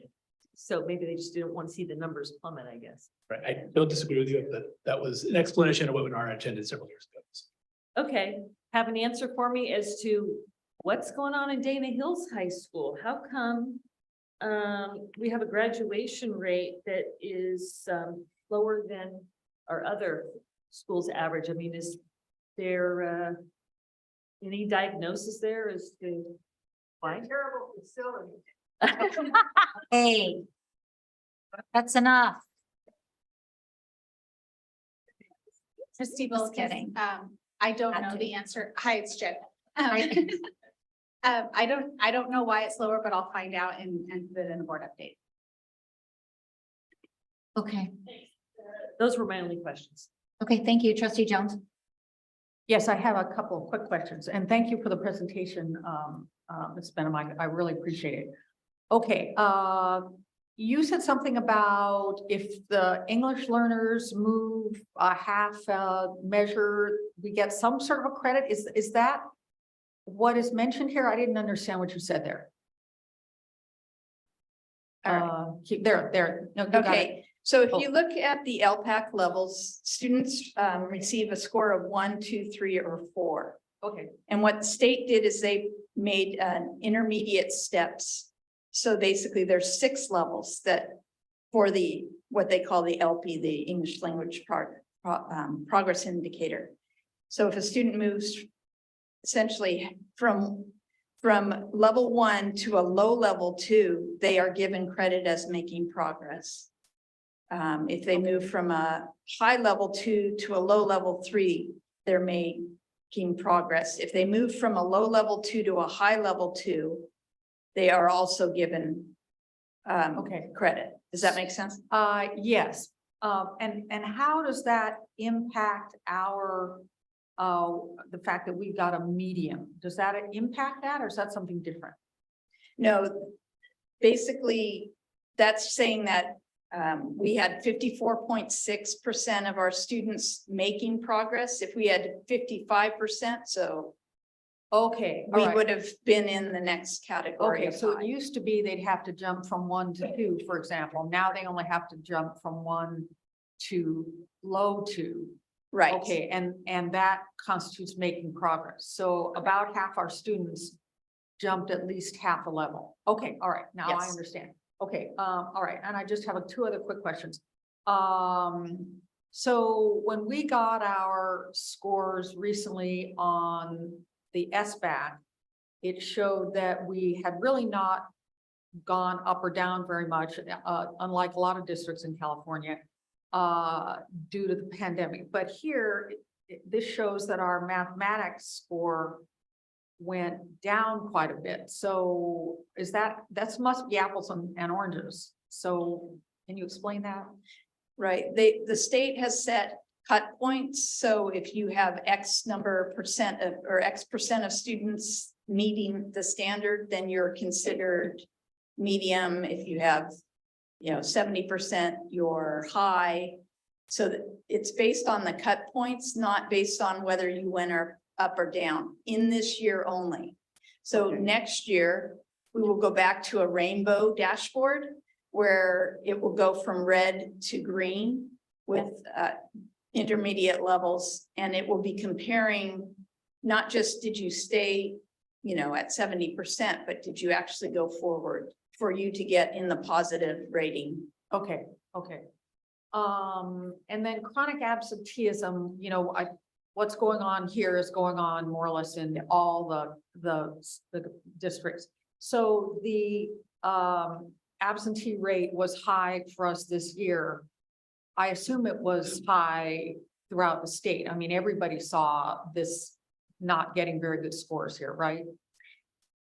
Maybe Right. Not everybody, I but think, most places. and I think I was having a conversation with Ms. Geiger, or Ms. Townsend, sorry. Recently about this, the more affluent districts are seeing an even larger problem, whether it's because of post-pandemic that we have different value set, or we don't know, but it impacts both the student learning, and it impacts our budget as well, obviously. Okay, trustee Hannah. Just quick, the absenteeism, I appreciate that, honesty on that. And then hopefully, maybe we need a campaign again. A successful student is one that shows up. And that even if they just do that. So we're gonna have to probably figure that out with our parents, because they need to be our partners, because they are hampering their child. And I think it's hard when your child doesn't want to go to school. So we can work on that. And then suspension, probably, I don't have the data, vaping. So as we continue to address, especially in the high school level area, if we get a handle somehow on that, or look at that, see I'll be looking forward to the data and the anecdotal data too from your sites, and see what they come up with. So thank you for this. Okay, Mr. Hampton. I was going to let trustees know that we've already begun to work with our principals to discuss attendance rates to bring them back up. So we are kind of in the post-COVID doldrums, and I think we need to get back to reminding parents to have their students in school. Okay, thank you. This was an information item only, as no board action is necessary. So there being no further business before the board, may I have a motion? Oh, you have One item for consent. Oh, I'm sorry about the pulled item consent. Yes, that was item 13A.3. Okay, thank you. Gosh, I was all excited to adjourn. Okay, that's okay. 13A. No, it's 13A3.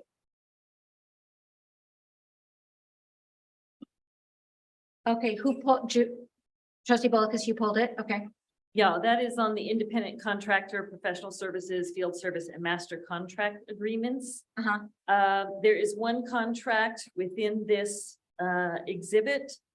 It is on page 3 of 19, or otherwise known as 140. Wait a minute, that's not even the first page of the exhibit. I guess it's actually, well, it is for Lori Roos, who is with planning and state funding for public schools facilities. Oh, CL Consulting, Inc.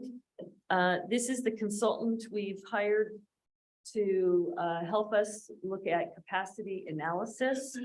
And all of us have attended, well, not all of us, some of us have attended meetings with her, and we have started the committee and all. I'm just concerned that she has presented data that's inaccurate. And some of the suggestions she has made for schools, I just don't think are well thought out. And I would like to ask if there's a possibility of considering if there is someone else that we might want to work with and wanted to open it up to the new board for that reason. Just some background on CL Consulting. So that the consultant Lori Ruiz, she's assisted the district with the second mitigation agreement with the Rancho Mission Viejo. She's she's now currently working with us on the Rienda school development in application for state funding, and has helped us with other state funding applications. So I'm trying to explain to the board that she does more than just the capacity study analysis. So she also has experience at Irvine Unified in developing plans for school closures and such. But if the majority of the board wishes us to seek a different consultant for that particular effort, when it comes to the working with the DAC, we'd be happy to entertain looking. Well, she might specialize in those other areas, but perhaps we could prevail upon trustee Parham, since he was in Irvine when they utilized their services, he might have some further comments. Yeah, I have a lot of thoughts about it, but I think it really comes down to the expertise was more on the growth side. You know, and clearly Rienda and Essencia and those areas are growth areas, the ranch. And in Irvine, it was all about growth. And I can tell you for sure, we never closed a school other than the one that, you know, because we were selling it to a developer and opening up 2 more schools around it. So it was not really the same thing. And I also, even when it comes to the capacity analysis, the reason I don't have much hair is because I pulled out all of my hair during that process. And I think I just like to see what some other vendors might be able to bring to the table. I think it's important to test the market. So if that's the majority of the board, would you like to request? Yeah. How they feel? Yeah, I would move that we terminate that contract or walk away from it and identify another potential vendor. Clark, do we need to pass though a portion so that her services can you bifurcate the DAC work from the work she's doing? We can do that at the next meeting. So we. Okay, so bring it back We'll and bring this see. back, Okay. right? And then as far as the DAC, bringing in a different consultant, we have to look at the timeline or how we would go about doing that as far as pausing to bring someone in and get them up to speed and things like that. So we'll keep the board informed of where we are. Right. So just confirming that's a majority of the board, right? Is that consensus? Okay, we're not, I would make a motion to, hold on 1 second. Sorry, so Ms. Hayes just reminded me that there's more than one contract on there. So we'd have to pass it without the CL Consulting on it. Okay, so then I can have a motion for that to, if that's what you choose to. I would make a motion to pass 13A3 with the exception of one contract within the CL Consulting Inc. Or I don't know if there's a total on it, but that not to include that contract, so it can come back. But we'll bring CL Consulting back with just the effort for the mitigation agreement and the Rienda school development. I'll second. Okay, motion by trustee Bullicus and seconded by Parham to approve independent contractor 13A3 except, I'm gonna have you read that back to me, Ms. Hayes. Except, what is the exception? The item will be moved without CL Consulting Incorporated contract, and CL Consulting contract will come back at the February 22nd board meeting. Okay, this is a voice vote, so all in favor? Aye. Any opposed? Okay, motion carries 7-0 to pass 13A3 with the exception noted. Okay, there is no further business before the board, so may I have a motion to adjourn? I don't think we can adjourn until we come back from closed session. Oh, okay, so We will recess to close. recess to close session. Okay, got it. The time is Thank you. now 10:28 PM. Thank you.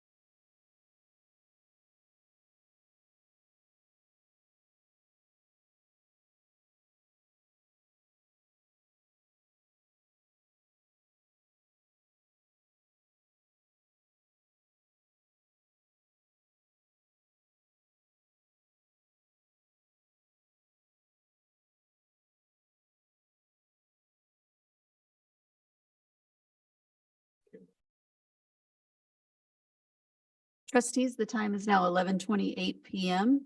We are reconvening to open session.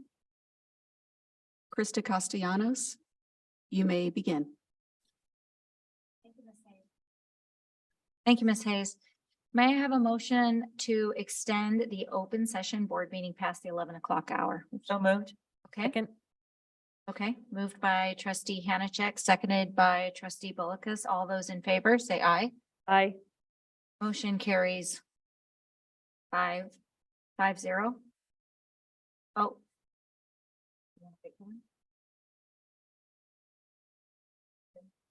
Okay. Ms. Hayes, please read the report out from closed session.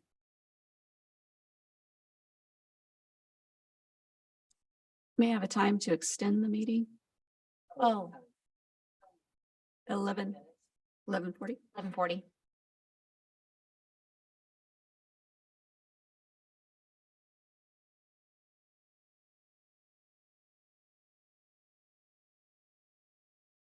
The board reconvened to close session at 10:28 p.m. Trustees voted on agenda item 3F, student readmission, 7-0 to approve staff recommendation on case number 2021001. On agenda item 3G, public employee discipline dismissal release. Trustees voted on item G1, 4-3 to approve staff recommendation on case number 222303. And on item G2, trustees voted 7-0 to approve staff recommendation on case number 222309. On agenda item 3H3, trustees gave direction to staff. This concludes my report. Thank you, Ms. Hayes. There being no further business, may I have a motion to adjourn? Okay, moved by trustee Davis, seconded by trustee Parham. All those in favor say aye. Aye. Okay, motion carries 7-0 to adjourn the meeting. The time now is 11:33.